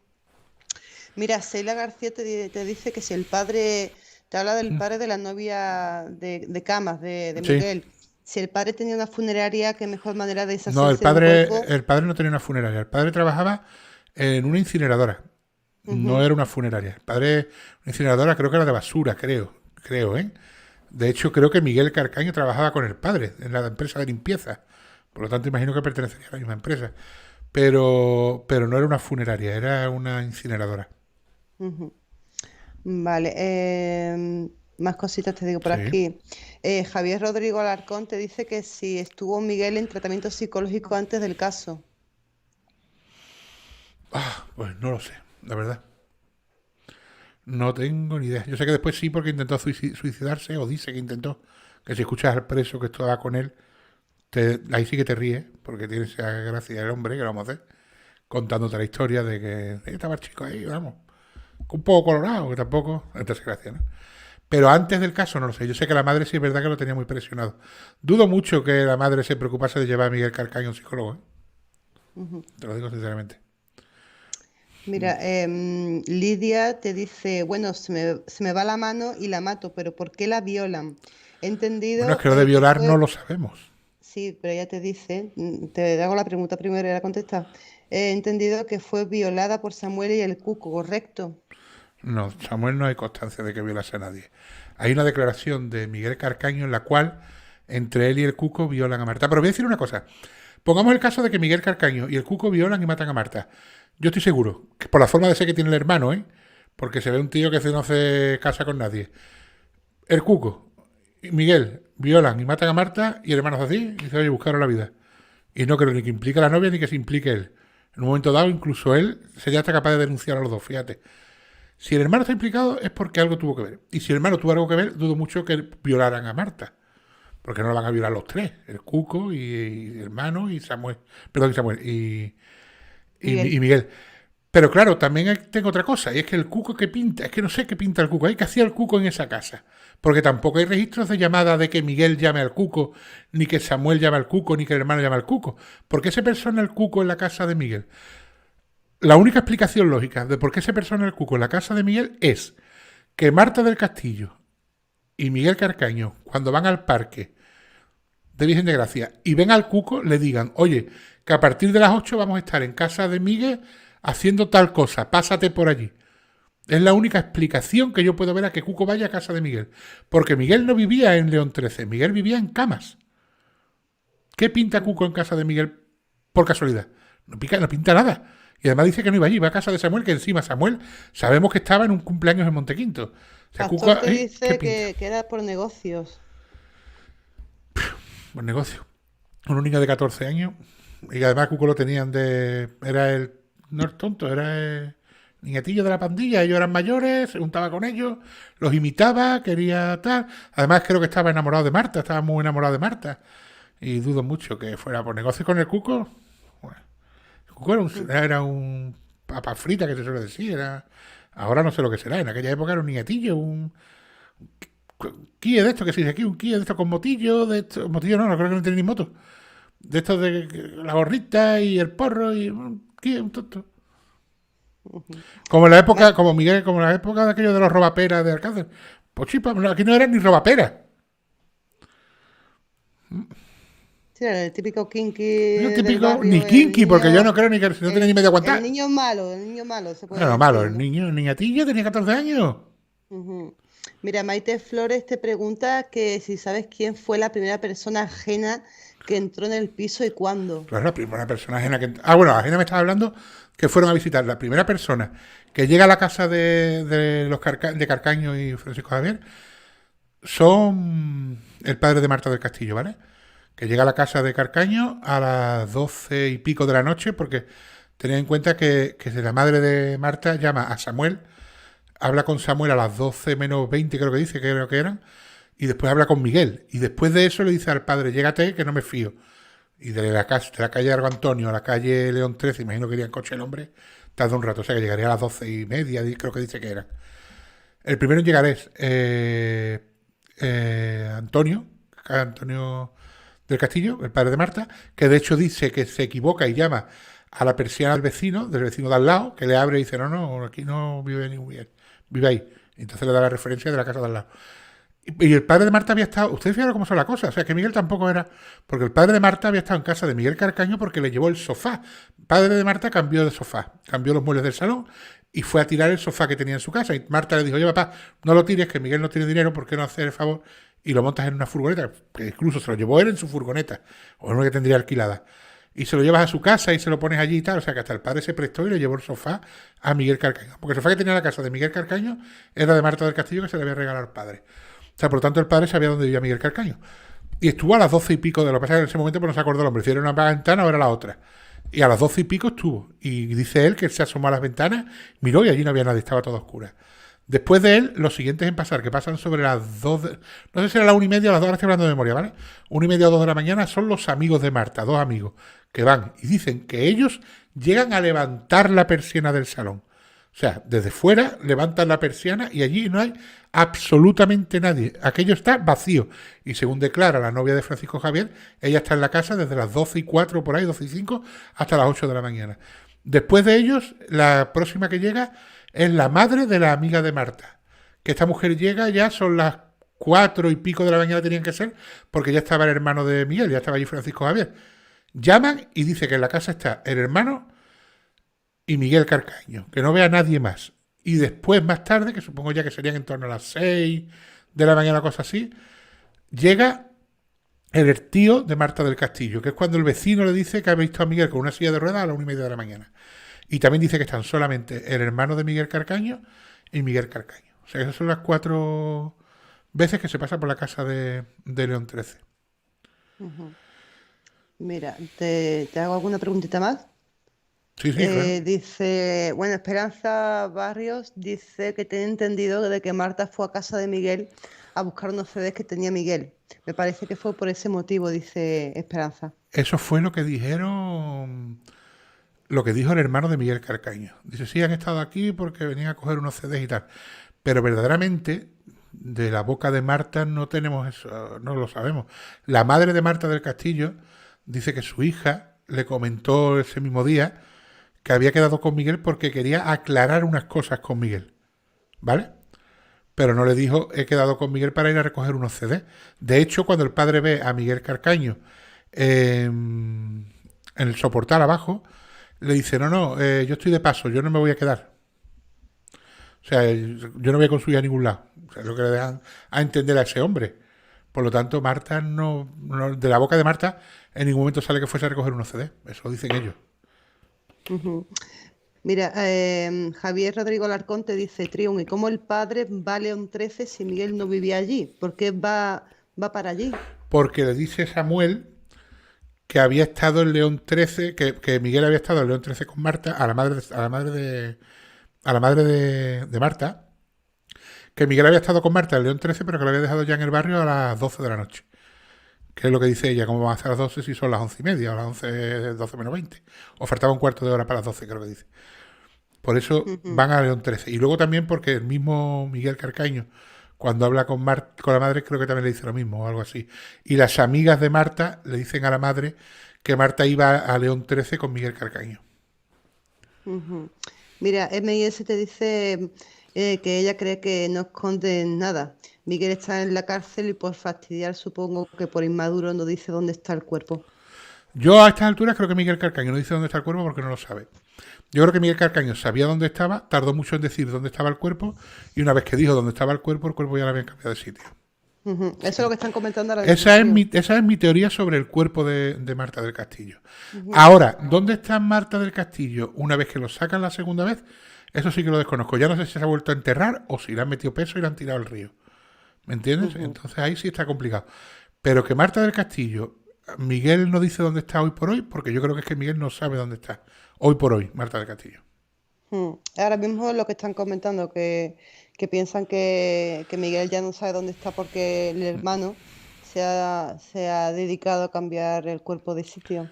Yo no puedo asegurar que sea el hermano, presuntamente pienso que es, no lo sé. Sí, es lo que están comentando ahora mismo Claro, en yo el no chat. puedo aclararlo, ni decirlo, ni desmentirlo. Yo simplemente digo que una tercera persona ha cambiado el cuerpo seguro. ¿Quién? Ujú. El que tenga oídos que oiga. Hay una cosa muy clara, alguien que está afuera. Claro, es que hay cosas muy Pero había raras. más gente que sabía dónde estaba el cuerpo, ¿eh? Ahí tenéis la grabación de la madre de Cuco. Podéis escucharla, ella también lo sabía, ¿eh? Hay más gente que sabía dónde estaba. En el último capítulo del documental de Marta sale la madre y el padre de Cuco hablando y la verdad que es impactante escuchar esas palabras de la madre, es doloroso. Es extraño. Cuanto menos extraño. Y sospechoso. El que no haya visto el último capítulo Yo del aconsejo que documental lo de vea, ¿eh? Marta, aconsejo de verdad que lo vea porque se va a quedar frío. Te quedas frío cuando escuchas esa grabación de la madre de Cuco hablando con el padre de Cuco y te quedas bastante frío, la verdad. Y creo que es bastante esclarecedora para los que pensaban, o pensábamos, que yo incluso lo llegué a pensar, que a Marta la incineraron. Escuchando esa declaración, te quita las dudas. Ujú. Claro, ahora mismo no hay más Pues preguntas. aprovecho para decir, si os está gustando, darle a like, ¿vale? Al vídeo para que se posicione. Y nada, eso, que le vaya dando like, el que no esté Bueno, eso, suscrito, pues que se vaya suscribirse, ¿no? suscribiendo al canal, que bienvenido. Exacto, también puedes comentar si quieres Y lo también de, sabéis lo de unirse. que podéis haceros miembros todos aquellos que queráis, ya sabéis que lo comento siempre. No hay contenido de pago en el canal, el contenido es totalmente gratuito y seguirá siendo siempre totalmente gratuito. Y lo único, el tema de hacerse miembro, es por echar un cable, ¿vale? Para financiar y para que podamos seguir haciendo este trabajo. Y oye, nos he comentado, ¿estáis viendo la serie de Macastre? ¿Qué os ha parecido el primer capítulo? ¿Tenéis alguna sugerencia? Ya que estamos, puedo preguntarlo, que como lo hemos estrenado este jueves, no sé qué opináis ahora mismo de ella. A ver cómo van, ¿no? La- las expectativas Sí, a ver la gente de la que gente, ¿no? A ver piensa o si que está pareciendo. les va gustando la serie. Y a ver qué piensan. Se va a poner más interesante, lógicamente, pero bueno, esto es poquito a poco, ya se sabe. Ujú. Sí. ¿Alguna cosita más por aquí, Jessica? Pregunta, mira, a ver. Pues mira, por ejemplo, Pastor te pregunta qué tiempo pasan desde que desaparece Marta hasta que empiezan a detenerlos. Ay, de memoria no te lo sé decir. Pero espera, déjame un segundo y te busco el dato. Exactamente es que no me acuerdo. Mira, Pastor Pero Parrono te dice que es buenísima. Creo que se está refiriendo a la serie, a la última a serie. Macastre, os A espero que os Macastre, esté creo que gustando. sí, ¿no, Pastor? Os voy a decir una cosa, me está costando muchísimo trabajo la serie de Macastre porque hay muy poco de la serie de Macastre, ¿vale? Macastre es una serie, perdón, una serie, es un crimen que ocurrió en el 88, en el 89. Y hay muy poco del sumario, hay muy poco de todo. Cuesta mucho trabajo sacar cosas que estén verdaderamente contrastadas. Uy, la voz, cosas que estén verdaderamente contrastadas cuesta mucho trabajo. Un segundo, te voy a mirar una cosa. Sí, están diciendo que les está encantando todo. Bueno, Maquita te dice que Macastre le ha parecido que el audio es un poco bajo, Me ¿vale? lo han dicho varias personas. Yo lo escuché y pensé que estaba bien, ¿vale? O sea, no he podido meter yo la pata, a lo mejor he metido la música, porque es una serie que creí que había que darle más dinamismo, más, no sé, otro rollo. Por eso tiene ese tipo de música, pero es verdad que puede ser que esté un poco bajo el audio. Para el próximo capítulo no os preocupéis que lo subo. A ver, Marta desaparece. Sí, Pastor te dice que acabará en una productora. sí. Marta desaparece el 24 de enero y la policía detiene a Miguel, que es el primero, el 13 de febrero, ¿vale? Ujú, Así que calculad más o menos unos veintitantos días, ¿no? ujú. Bueno, pues ahora mismo en el chat están diciendo que No sé. Macastre, por ejemplo, Miss te dice, sí, Macastre, trío muy bueno, ya es un acierto empezar por el final. Ya le han dicho varias veces que ha sido un acierto empezar por el final, Triumph. Les ha Es gustado que no mucho. se podía empezar por otro lado porque Macastre comienza con la aparición del primer cuerpo. No se puede empezar como otra serie que empezamos con la desaparición, la búsqueda, el encuentro de los, el hallar a los cadáveres. Aquí no. Aquí había que Ujú. empezar por el final, o sea, ya por el cadáver, porque es lo primero que aparece de Macastre.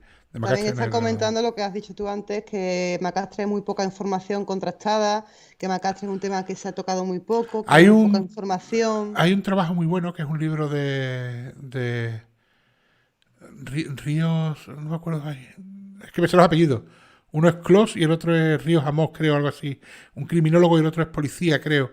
Y de hecho tenéis en la descripción del primer vídeo, tenéis, si queréis el libro, cómo podéis conseguirlo, que lo tenéis ahí, ¿vale? El mail de estos chicos y ellos os lo venden. Que es el que ocurrió en Macastre y es por lo visto ellos pertenecen a un grupo de criminólogos y tal que han investigado el caso y tenían el sumario y me leí el libro y me ha ayudado mucho el libro también, para la serie. Así que en la descripción del vídeo tenéis el nombre del libro y demás. El libro se llama ¿Qué ocurrió en Macastre? Y está bastante interesante, ¿vale? Os lo Ujú. aconsejo si os lo queréis leer. Sí, están diciendo que hay mucho trabajo detrás, porque al haber tan poca información hay que buscar mucho, ¿no?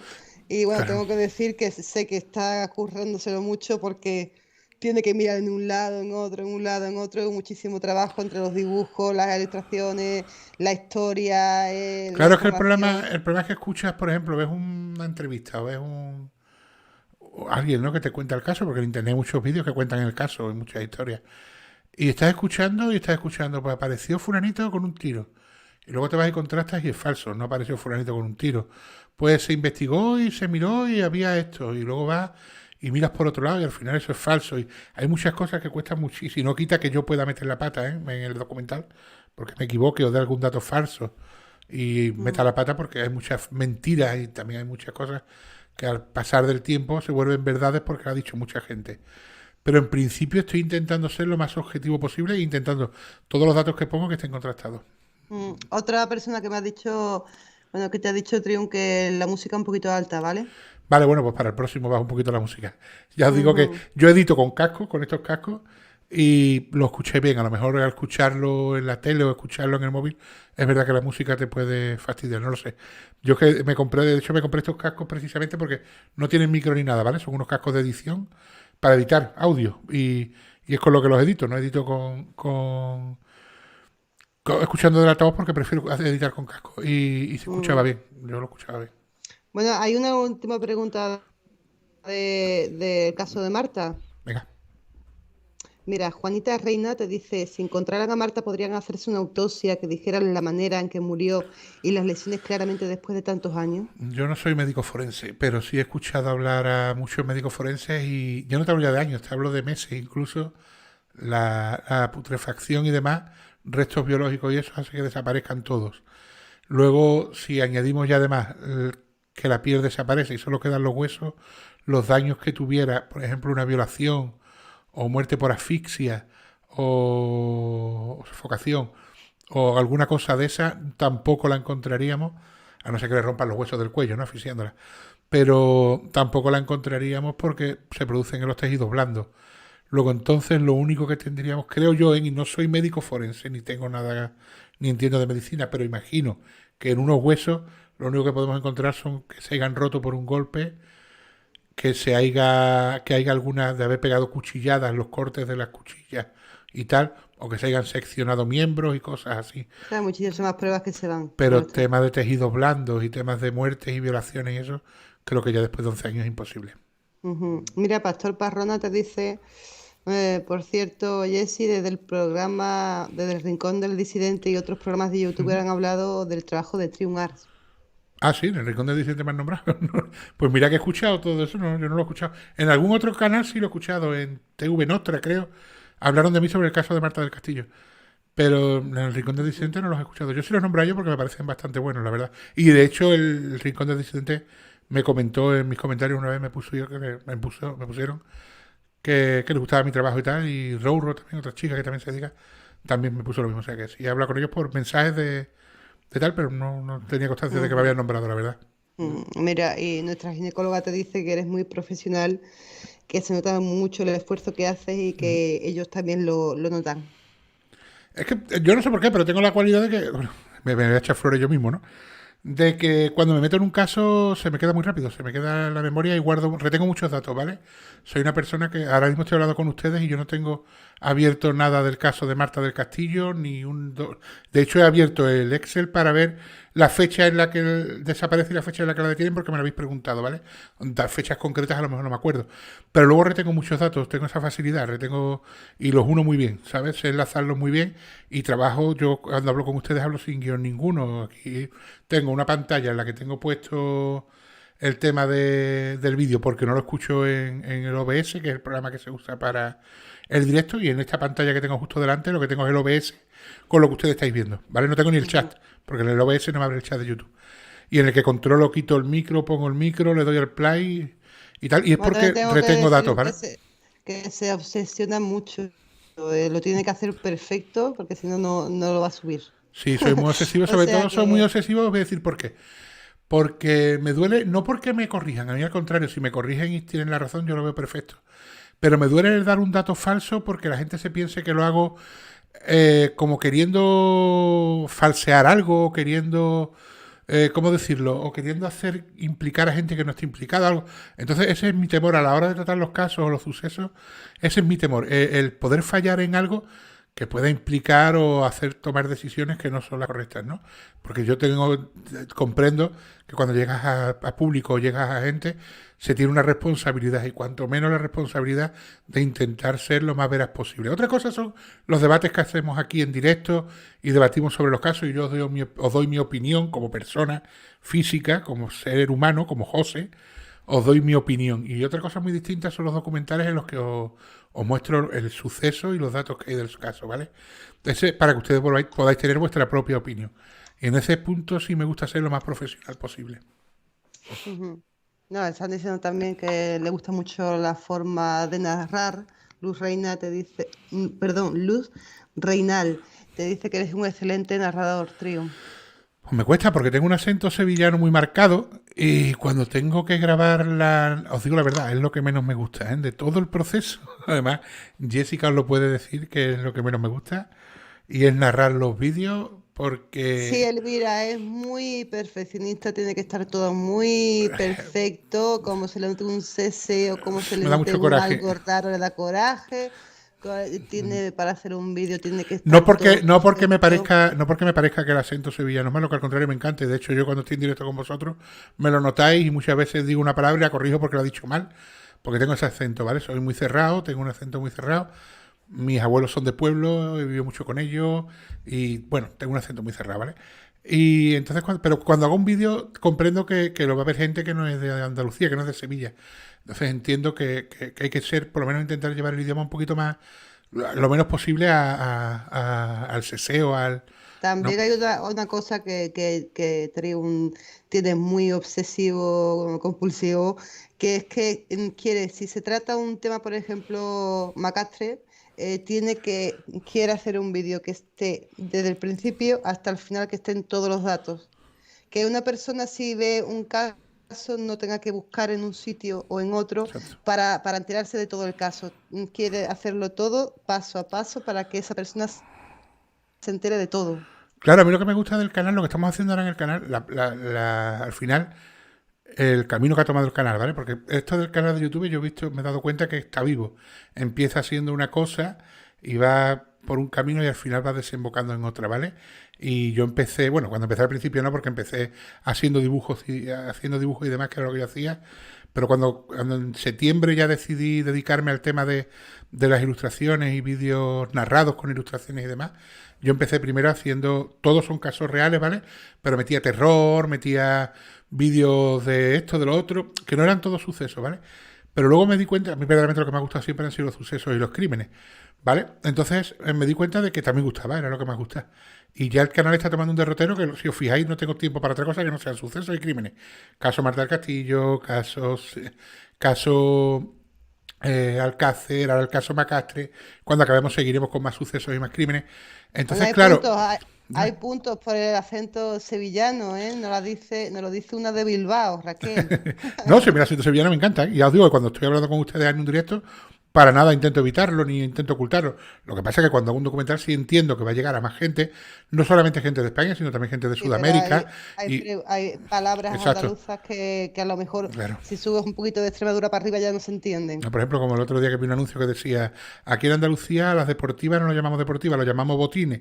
Por ejemplo, Claro, si yo os digo por en un ejemplo, programa, en un documental, unos pendientes son zarcillos. exacto, si en un documental digo, en Alcácer se encontró un salsillo en la caseta de la Romana, pues muchísima gente no va a saber de qué estoy hablando. O fulanita llevaba unos botines, pues no sabéis lo que son unos botines, ¿me entiendes? Entonces siempre intento evitar no el acento, sino evitar palabras que sé que no vais a saber, no todo, o sea, muchísima gente sabe de lo que se habla, en Andalucía hablamos español y castellano y todo el mundo lo entiende.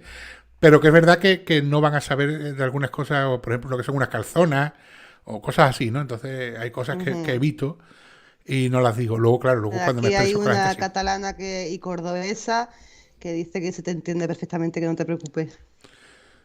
Claro, no, si yo, a ver, os digo, yo en mi vida normal y en los directos me gusta mi acento y mis palabras y me gusta hablar como hablo. De hecho, el acento andaluz es una cosa que me encanta, me gusta mucho el acento andaluz. Y cada comunidad autónoma tiene su acento. Los catalanes tienen el Claro. suyo, los gallegos tienen el Los de suyo, los de Bilbao, Madrid, los de Bilbao, o gallegos, sea, cada uno tiene sus acentos. todos La los gente, igual que la acentos. gente de Sudamérica, A mí personalmente me gustan mucho los acentos, exacto, ya sea cualquier tipo de acento. El acento gallego me encanta, el acento catalán también. O sea, hay acentos en Madrid, llegas y se nota que estás en Madrid por el acento. Aunque ellos crean que exacto. no tienen acento, pero sí lo Acento tiene tienen, todo el ¿no? mundo. Y a mí particularmente el andaluz me gusta mucho. Es verdad que está muy menospreciado, menospreciado, ¿no? De que normalmente en las series de televisión siempre se nos pone como... Los tontos, no, ¿no? el tonto no, el criado o la criada o el frutero, el paradero, en fin. Pero bueno, son estereotipos y son cosas que se usan para hacer la gracia, ¿no? Pero Ujú. verdaderamente hay mucho talento en todas las comunidades autónomas. Andalucía es una de ellas y lo hay en Barcelona, en Cataluña, perdón. Lo hay en el País Vasco y lo hay en todos lados, en Madrid, Castilla-La Mancha, en fin. Y el acento no es más que la forma de expresarnos. El lenguaje está vivo Y y cada uno lo expresa como como quiere. dice Miss, dice que el canal está vivo. El canal está vivo. Y eso es bueno, que siga creciendo el canal, que haya de todo, de Ujú. todas las partes de España, de todas las partes del mundo Sí. en el canal Tenemos bueno, muchísimos que siga para seguidores. adelante Fíjate, todo. que los casos que estamos tratando ahora mismo son casos españoles. Caso Alcácer, caso Marta del Castillo, caso Macastre. Y tenemos muchísima audiencia de Sudamérica, ¿eh? O sea, que a la gente le Sí, es gustan verdad los que hay gente casos, de ¿no? Colombia, es Exacto. una chica que de Colombia también, y ha habido Mirad, países yo que... la primera serie que hice en el canal fue la del incidente del Paso Diatrof, que de hecho si la veis vais a notar que estoy un poco más cortado, no me expreso igual en el micrófono y tal. La narración va cambiando también. Es que es lo mismo, va cambiando todo. Uno se va acostumbrando al micrófono, se va acostumbrando a hablar. Y es verdad que veo los dibujos, las series antiguas, y hombre, muchas veces siento un poquito de vergüenza, pero digo, mira, están ahí, son las que hice, ¿no? Y bueno, el primer programa que hice fue el incidente del caso de Atroz, y unos chicos de un grupo de Facebook, el administrador de Guate Relatos de Terror, creo que se llama el grupo, sí, Guate Relatos de Terror, fue el primer chico que le gustó mi trabajo y tal, y me dijo, oye, vamos a hacer unos directos sobre el incidente del paso de Atroz, te apuntas y te vienes con nosotros y estás como invitado y tal, y por ahí en el grupo ese tenéis los directos que hice con ellos, también de 2 o 3 horas, hice 2 directos. Uno en diciembre, a finales de diciembre creo que fue, a mediados de diciembre, 1 de diciembre, y otro en enero. Y lo único malo era que eran a las 6 de la mañana de España y acabábamos a las 8 o las 9. Pero ya os digo, y me llamaron los chicos, estuve con ellos y, oye, súper interesante. Mira, Admi nos habla desde México. Eso os digo, hay muchísima gente de Sudamérica. Los casos verdaderamente que son intrigantes y que son como estos, atraen a todo el mundo. Y en México tienen unos casos impresionantes. De hecho, os voy a decir una cosa. En México, el tema como Alcácer está muy reproducido en Ciudad Juárez y en toda esa zona desaparecen muchísimas crías, ¿eh? Y mujeres y aparecen torturadas y sacrificadas, como el caso de Alcácer, ¿eh? O sea, lo que se vivió aquí en los años 80 y 90 en la zona de Valencia, en México se está viviendo, ¿eh? Entonces mucha gente ve reflejado en los crímenes que pasan aquí muchas cosas. ¿Cuántas series vemos americanas? Que está Una Bomber o por ejemplo, esta que echan ahora que es muy buena, que es de Netflix, que trata los agentes del FBI, estos que van entrevistando a los asesinos en serie. Y son casos americanos e interesan y gusta verlos, ¿no? A los que nos gusta la criminología y nos gusta el tema de los crímenes y los sucesos, da igual que no sea de tu país, te gusta verlos, cómo se investigan, cómo salen. El caso del merodeador nocturno, que también tiene una serie muy bonita. Somos una, muy bonita, digo, muy famosa. Yo creo que todos los que somos de Triungar somos mentes curiosas, ¿no? Nos gusta saber, nos gusta pensar qué puede pasar, qué puede haber pasado ahí, ¿no?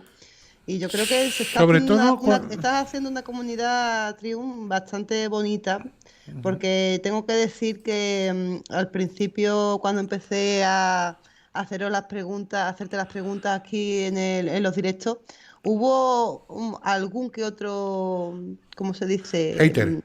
Hater, pero llevo como 3 o 4 directos que no hay nadie que moleste, no hay nadie que insulte, no hay nadie, o sea, estás creando una comunidad muy bonita, que la gente opina, una comunidad muy sana, de todos los lugares del mundo, y yo creo que está haciendo... Es que creo que mientras nos respetemos todos y tal, podemos opinar sobre todo. El caso este que estamos tratando ahora de Marta del Castillo, podemos opinar diferente, podemos pensar 10.000 cosas. Aquí hay una cosa muy clara: hay una víctima, hay una familia que está sufriendo. Eso hay que respetarlo siempre. A la víctima y a las familias hay que respetarlas siempre. Intentar evitar el morbo en todo momento e intentar ser lo más coherentes posible para no dañar ni la memoria de la víctima ni dañar a las familias, ¿vale? Que están vivas y que tienen que vivir con ellos. Ahora, otra cosa, no está de acuerdo, exacto, no está de acuerdo contigo. Otra cosa es analizar el caso. Tú puedes no estar de acuerdo con la versión que tiene una familia de una víctima. Puedes estarlo perfectamente. Por ejemplo, los que tratan el caso Alcácer están a favor de la versión oficial, están a favor de lo que opina, por ejemplo, la madre de Desiree, y es respetable. Y los que no están a favor opinan en contra de ella. Tú puedes opinar en contra de lo que piense una familia concreta de una víctima. Pero hay que respetarlo siempre, a las víctimas y a las familias de las víctimas. Y a partir de ahí hablamos de lo que queráis. Pero yo siempre lo tengo claro: las víctimas y las familias de las víctimas se respetan. Y morbo, el justo. Sí, se escucha un perro. No es un perrito, es un perro grande. Es un perro grande, un pastor alemán que se ve que está un poco nervioso. Pero bueno, espero que se tranquilice. Es que hay una hembra, es un macho, y hay una hembra justo en la casa de al lado. Y lo tiene muy tonto. Sí. Ese es el problema del perro. Pero está en su época jovencito, tiene 1 año y pico, está empezando su pubertad, los animales, que vamos a ver. Porque tengan otro más viejo, pero no. Yo creo que el tema de Marta, bueno, hemos empezado el primer capítulo. Exacto, en el siguiente capítulo ya sabéis que vamos a tratar el tema de las declaraciones, es bastante interesante, y creo que el verdadero capítulo que vamos a a ser ya un análisis profundo, va a ser el del juicio, ¿vale? Porque ese sí es bastante profundo y creo que va a ser bastante interesante. Pero vamos, la semana que viene vamos a tratar el tema de las declaraciones primeras que dan y las primeras versiones y las mentiras que cuentan en las primeras versiones. Y bueno, Sí, ¿hay alguna eso pregunta más interesante. sobre el tema de Marta del Castillo? Ya no creo, ¿no? Ya Pues no- mira, hay una cosa que te la he hecho hace un ratito, Sí, pero he querido dejarla para, yo creo que es bastante interesante para la última pregunta. dime. Dice Javier Rodrigo Alarcón, te dice, Triun, ¿nos puedes decir cuál es tu versión del caso de Marta? Y por cierto, ¿para cuándo el vídeo con tu hipótesis de Alcácer? Yo creo que es una buena pregunta para Vale, acabar la empiezo, noche. empiezo por el final, por la última pregunta. El Ujú. caso de la hipótesis de Alcácer, cuando la tenga cerrada. Hablé el otro día por privado, os lo digo, si queréis hablarme por privado, me agregáis a mi Instagram, ¿vale? @triunarts, me buscáis y me agregáis y os contesto por privado lo que queráis, ¿vale? De hecho, se lo comentaba a un suscriptor que me estuvo comentando y tal el tema de mi hipótesis y se lo dije. Yo todavía no lo tengo cerrado. Sigo investigando el caso Alcácer, sigo viendo muchísimo sobre el caso Alcácer y hasta que no lo tenga totalmente atado, que yo piense que puede rebatir cualquier cosa que me digan, no voy a decir mi hipótesis total, ¿vale? Sobre el caso Alcácer. Me estáis preguntando ahora sobre el de Marta del Castillo, ¿vale? Perdón, me he ido Ujú. Sí, sí, al de caso Marta. Alcácer, no sé por qué. Ahora No, sí, Marta... porque te lo he dicho yo. Javier Rodrigo Alarcón, te la vuelvo a Ah, eso, repetir para vale, eso, que... que yo estaba, es que se me ha ido la mente un Sí, momentito. esa fue la segunda pregunta. Exacto, La eso, pues primera eso. fue Que el tu tema de hipótesis eso, para, sí, perdona, ya me acuerdo, Jessica, perdón. de acuerdo. Disculpa.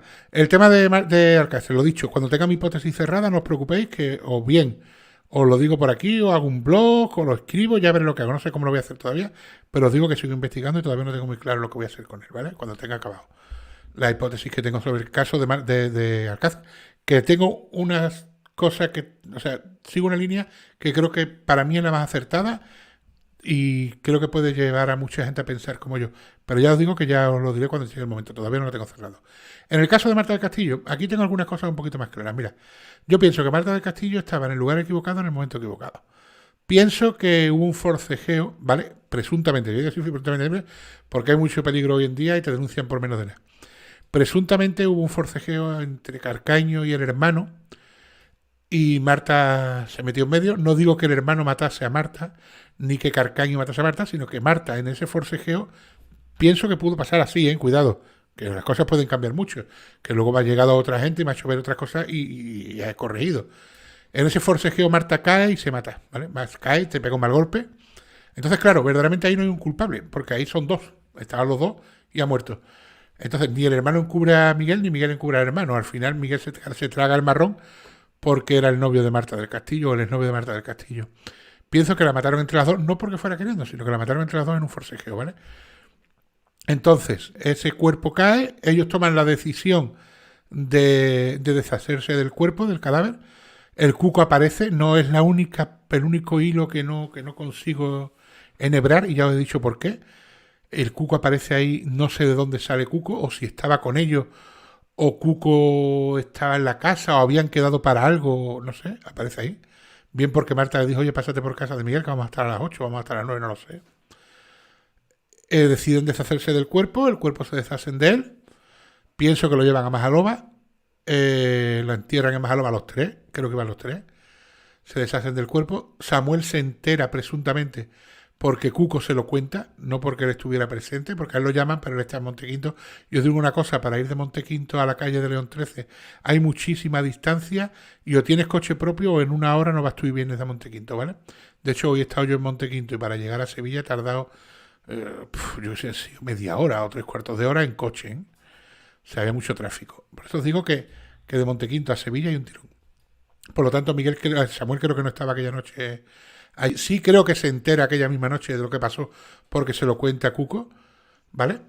Y a raíz de ahí, pues bueno, Miguel va a la cárcel y una tercera persona, no sé quién, porque ahí no lo puedo decir porque hay mucha gente que sabía dónde estaba el cuerpo de Marta. Ya digo, pienso que Cuco sabía dónde estaba, pienso que la madre de Cuco sabía dónde estaba, pienso que Samuel sabía dónde estaba, el hermano sabía dónde estaba, el hermano de Miguel, y alguien pues se deshace del cuerpo, hace desaparecer el cuerpo y se deshace de él, ¿vale? Y hasta ahí es lo que puedo decir que pasó en el caso de Marta del Castillo. Pienso yo, ¿eh? Hay gente que está de acuerdo con tu versión. Marta del Castillo, verdaderamente el caso en sí no es tan complicado. O sea, el caso en sí es, la matan, bien sea por accidente o fortuitamente, y se deshacen del cuerpo. El caso de Marta del Castillo, el problema está en por qué no se ha implicado a la gente que se tenía que haber implicado. ¿Qué hay detrás de eso? Ese es el verdadero caso de Marta del Castillo. Porque Marta del Castillo, el crimen es muy sencillo. O bien la mató Miguel de forma pasional, por una pelea, una caloramiento la mata, o bien en un forcejeo entre el hermano y Miguel, Marta muere y se deshacen del cuerpo. Ese es el caso de Marta del Castillo, no es un caso tan complicado. El problema viene después. ¿Por qué? ¿Por qué primero se oculta? ¿Por qué no ha querido sacar el cuerpo? ¿Y qué hay detrás para haber tirado por tierra muchas pruebas que había, como por ejemplo las listas de llamadas o los testigos que dieron unas horas diferentes, y haberle dado veracidad a los al culpable y a los presuntos culpables antes que a estos testigos? Ese es el caso de Marta del Castillo. Yo que no quiero ser muy repetitiva, pero yo quiero que el que no haya visto el último capítulo de Marta, creo que esa grabación del teléfono de la madre de Cuco con el padre es muy esclarecedora. Hay dos grabaciones muy importantes. Esa grabación es muy importante. Y una que dura unos segundos nada más, que está justo al final, en el capítulo del juicio de la declaración de Samuel, que es Samuel con su madre. Escuchad esas dos declaraciones. Y para el próximo capítulo me podéis hacer preguntas más concretas. Bueno, Porque para verdaderamente que no sea de Sevilla, Miss te pregunta que Montequinto, ¿qué es? Montequinto está considerado un barrio de Sevilla, pero digamos, por ejemplo, ¿de dónde es este chico? No, si me dice dónde es este, puedo decir más o menos. Nuestra ginecóloga. Miss, pues, no sé, por ejemplo, si eres de Madrid, pues digamos que Montequinto, pues de Madrid, como Parla, más o menos, a lo mejor, o más cerca que Parla. Está lejillo. Montequinto, O sea, sí, es parte de Sevilla, pero no está lo que es la capital. exacto, Montequinto pertenece a Dos Hermanas, creo que es. Pero, no, a las Dos Hermanas, sí, o sea, pertenece a 8 otro pueblo. kilómetros de Sevilla. Bueno, no, a 8 kilómetros de una parte de Sevilla, de donde vive Miguel Claro, Carcaño, del principio, no está a 8 claro. kilómetros, ¿eh? De Montequinto a donde vive Miguel Carcaño, por lo menos 20 Date cuenta que kilómetros. Miguel Carcaño vive en una zona muy céntrica, con Miguel Carcaño vive a la otra punta. muchísimos semáforos, muchísimos pasos de peatones. No, y no es eso, que sino que Miguel Sí, Carcaño pero vive que hay para el otro muchísimo lado. tráfico, hay muchísima gente. No es lo mismo ir, por ejemplo, de Dos Hermanas a Sevilla, que coges una autovía o coges una carretera. No, de Dos Hermanas a Los Bermejales está cerca, o Montequinto a Los Bermejales, por ejemplo, está más cerca que, por ejemplo, de Montequinto a donde vive Carcaño, que está en la otra punta. Si entendemos Sevilla, por ejemplo, como pongamos un cuadrado, ¿vale?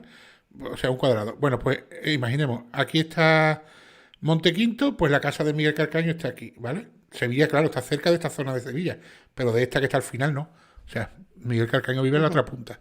Por lo tanto, de Montequinto a donde vive Miguel Carcaño, pues si no hay 20 kilómetros, 15, 20 kilómetros tranquilamente. Estará una media hora, 40 minutos. Sí, aparte tienes la C30, pero luego te tienes que meter a callejear, tienes que meterte por las calles de Sevilla. Es lo que me refería, que no es lo mismo con meterte en una carretera que vas todo recto a 80 kilómetros por hora, a meterte a callejear por las calles de Digamos, por Sevilla. ejemplo, si eres de Madrid, pues Parla, Pinto, cosas así, una dirección. Claro, Ella lógicamente de estará más Cuenca. cerca. De Cuenca.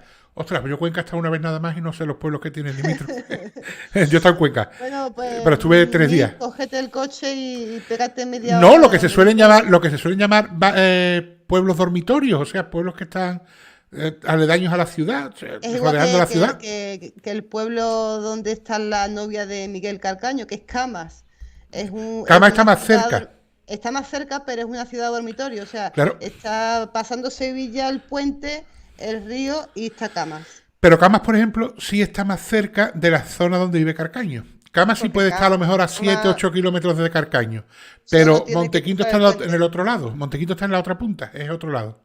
¿Vale? Es la otra punta de Sevilla. Exacto, es como dice Maguita, dice Dos Hermanas en el sur Exacto. y donde está Carcaño Es es el el norte de Ahí, Sevilla. ahí vamos. Exactamente. Son totalmente. Es una punta y otra. Exacto. Y aparte no hay autobús directo. O sea, creo que el de Montequinto te dejaría en. Si no recuerdo mal, ¿eh? Que también hablo de memoria porque ya hace mucho tiempo que no Letra autobús. radio, letra radio. Te dejan en un sitio y luego todo. tienes que coger 2 autobuses para hacer transbordo para llegar a casa de Carcaño. Y andando no puedes ir de Montequinto porque tendrías que atravesar toda la S30. Y la S30 es una autovía, o sea, no vas a ir andando de Montequinto a donde vive Carcaño. Y tampoco sé qué zona de Montequinto, porque decimos Montequinto, y sí, Montequinto está a 15 kilómetros de Sevilla, 20 de donde vivía Carcaño. Pero Montequinto es muy grande, ¿eh? Si estás en la Muy punta grande, muy total de grande. Montequinto, ahí tiene un tirón, ¿eh? O sea, que Montequinto es grandísimo. Que no nos olvidemos, no, porque está muy lejos. Montequinto, ¿dónde está la ciudad deportiva del Sevilla? Fútbol Club. Así que fíjate si está fuera de la ciudad. Bueno, pues... Pues yo quería agradecer a todo el chat. Y decirle a mí que Bueno, los Cuenca es likes muy que habéis bonito, dado, ¿eh? que Decirle a son mí 80. que Cuenca es muy bonito, que yo he estado, y lo único que no me gusta de Cuenca es que pasé mucho frío. Que el día que estuve trabajando y estábamos a menos 14 o menos 15 grados, puede ser. Yo eso no lo había visto en la vida. Yo salí del coche aquel día, te lo juro. Yo no había visto en la vida una temperatura a menos 15 grados o menos 14. Y yo me acuerdo que yo me bajé del coche aquel día a las 8 de la mañana, a las 9 y yo me iba a morir. O sea, lo único que recuerdo de Cuenca, está allí, se come muy bien, se está muy bien y la gente muy agradable, pero hace mucho frío. Yo estuve, no sé si fue en enero Vamos, que o fuiste en verano, febrero, Triun. ni los cojones. Allí las casas colgantes son preciosas, aquello es muy bonito. Pero escúchame, vaya frío, ¿eh? No está hecho para un sevillano. Vaya frío, Yo vaya digo una frío. cosa, yo soy sevillano desde que nací Uf, y yo te aguanto los 40, los 40 sí. grados, te los aguanto. Pero si hace frío, no te lo aguanto porque Pues te aseguro que lo que yo más me recuerdo, muero, lo que me más muero. recuerdo de Cuenca fue eso, el bajarme del coche y decir, estamos a menos 14, creo que eran menos 14 grados, creo. Digo, menos 14 grados, eso no lo he visto yo en la vida, vamos. Es que no se puede, te quita las ganas de vivir, es que te quita de la vida, es que dices tú, Dios mío de mi alma, ¿cómo salen estas personas a trabajar a menos 14 grados, Dios mío? O cómo van al colegio los niños, yo no me lo creo. Y mira que después he estado trabajando en Asturias, por ejemplo, y en Asturias hace frío, pero a menos 14 grados no lo he visto yo nunca, ¿eh? Qué horroroso, vamos, en fin, no sé. Triun, tengo un perro rico que tiene hambre. Ah, perrorífico mi Echa perro, de ¿no? menos. Hoy es un día, bueno, creo que en Instagram tengo una foto de él. Es un perro inmenso, Es perro pesa grandísimo. 55 kilos. Es que está quedando por culo y echa de menos Sí. a su papá. Ujú. Bueno, Mira, yo quería agradecer a la todo semana el que viene os chat, en enseño a serio. perrorífico para que lo veáis. Hay 87 likes. Muchísimas gracias a todo el que haya dado a like, que os ha gustado el directo.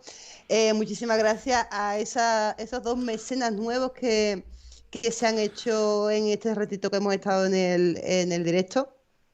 Sí, Y bueno, compartir. Ah, una cosita, Triun. dime. Me gustaría que dijeras los sitios donde te pueden hablar por Sí, a Instagram, ver, yo tengo Twitter y tengo Instagram. Os agradecería mejor que si vais a hablarme por privado, me habléis por Instagram, ¿vale? Para tener todos los mensajes por ahí. Instagram y Twitter lo mismo, @triunarts, como suena, no hay más historia, minúscula. Y también tengo página web por si queréis verla, pero la página web verdaderamente lo que hay son los vídeos, lo que pasa es que los tenéis por selecciones, las series, vídeos de terror, y la página web es www.triunarts.site, ¿vale? Por si queréis verla.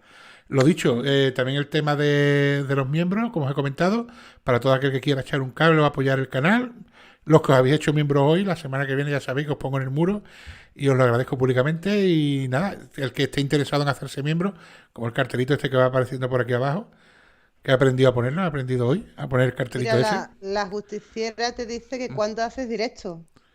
En los directos ya sabéis, todos los que sois asiduos al canal, que son los sábados a las 9 de la noche. Todos los sábados.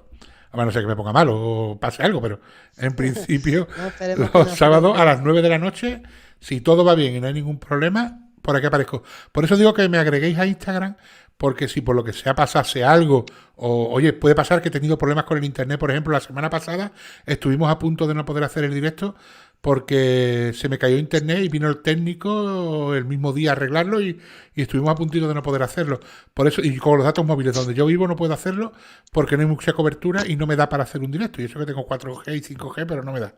O sea, que si tengo algún problema o lo que sea, por Instagram es por donde os lo voy a poner. Así que si me agregáis a Instagram, ya sabéis que no suelo subir muchas cosas, pero suelo subir cuando voy a publicar vídeos, subo las carátulas de las portadas de los vídeos antes de publicarlo y tal. Y por privado me habláis y os hablo por Instagram, ¿vale? @triunarts.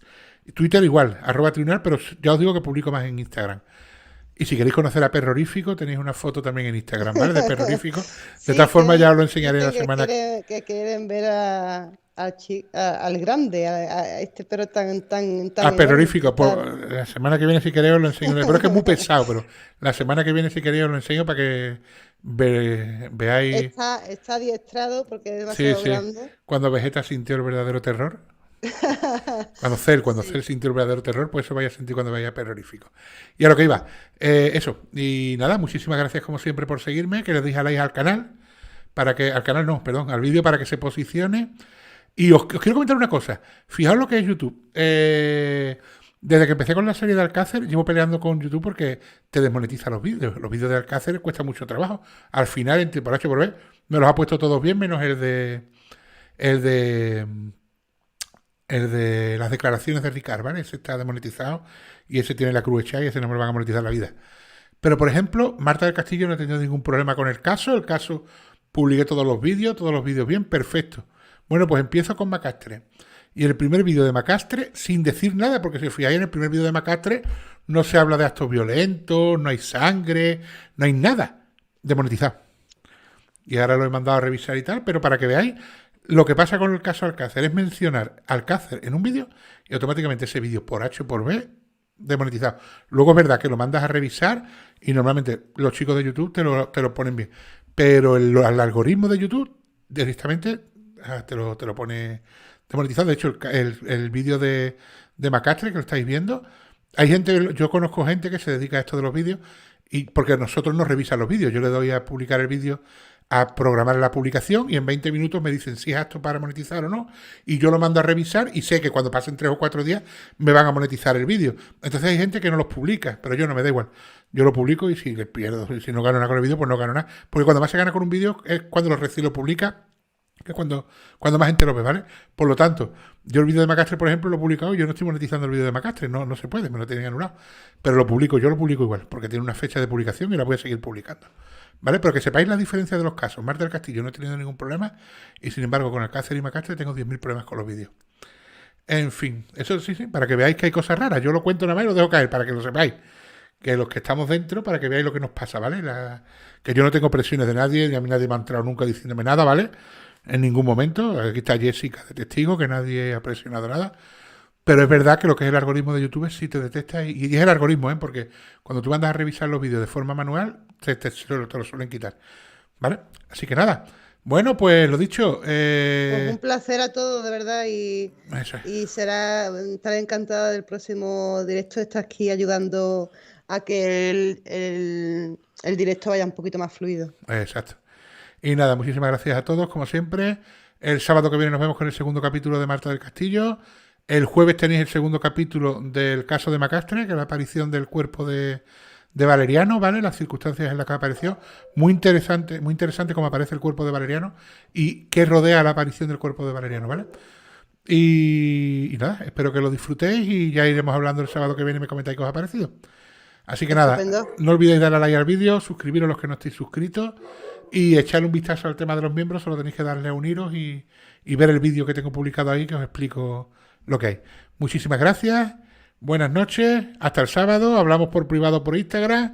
Si veis que tardo en contestaros, que tengo un montón de trabajo y voy contestando conforme puedo. Y además me gusta contestar a mí, así que tenéis que esperar que me dé tiempo. Así que nada, buenas noches y hasta la próxima.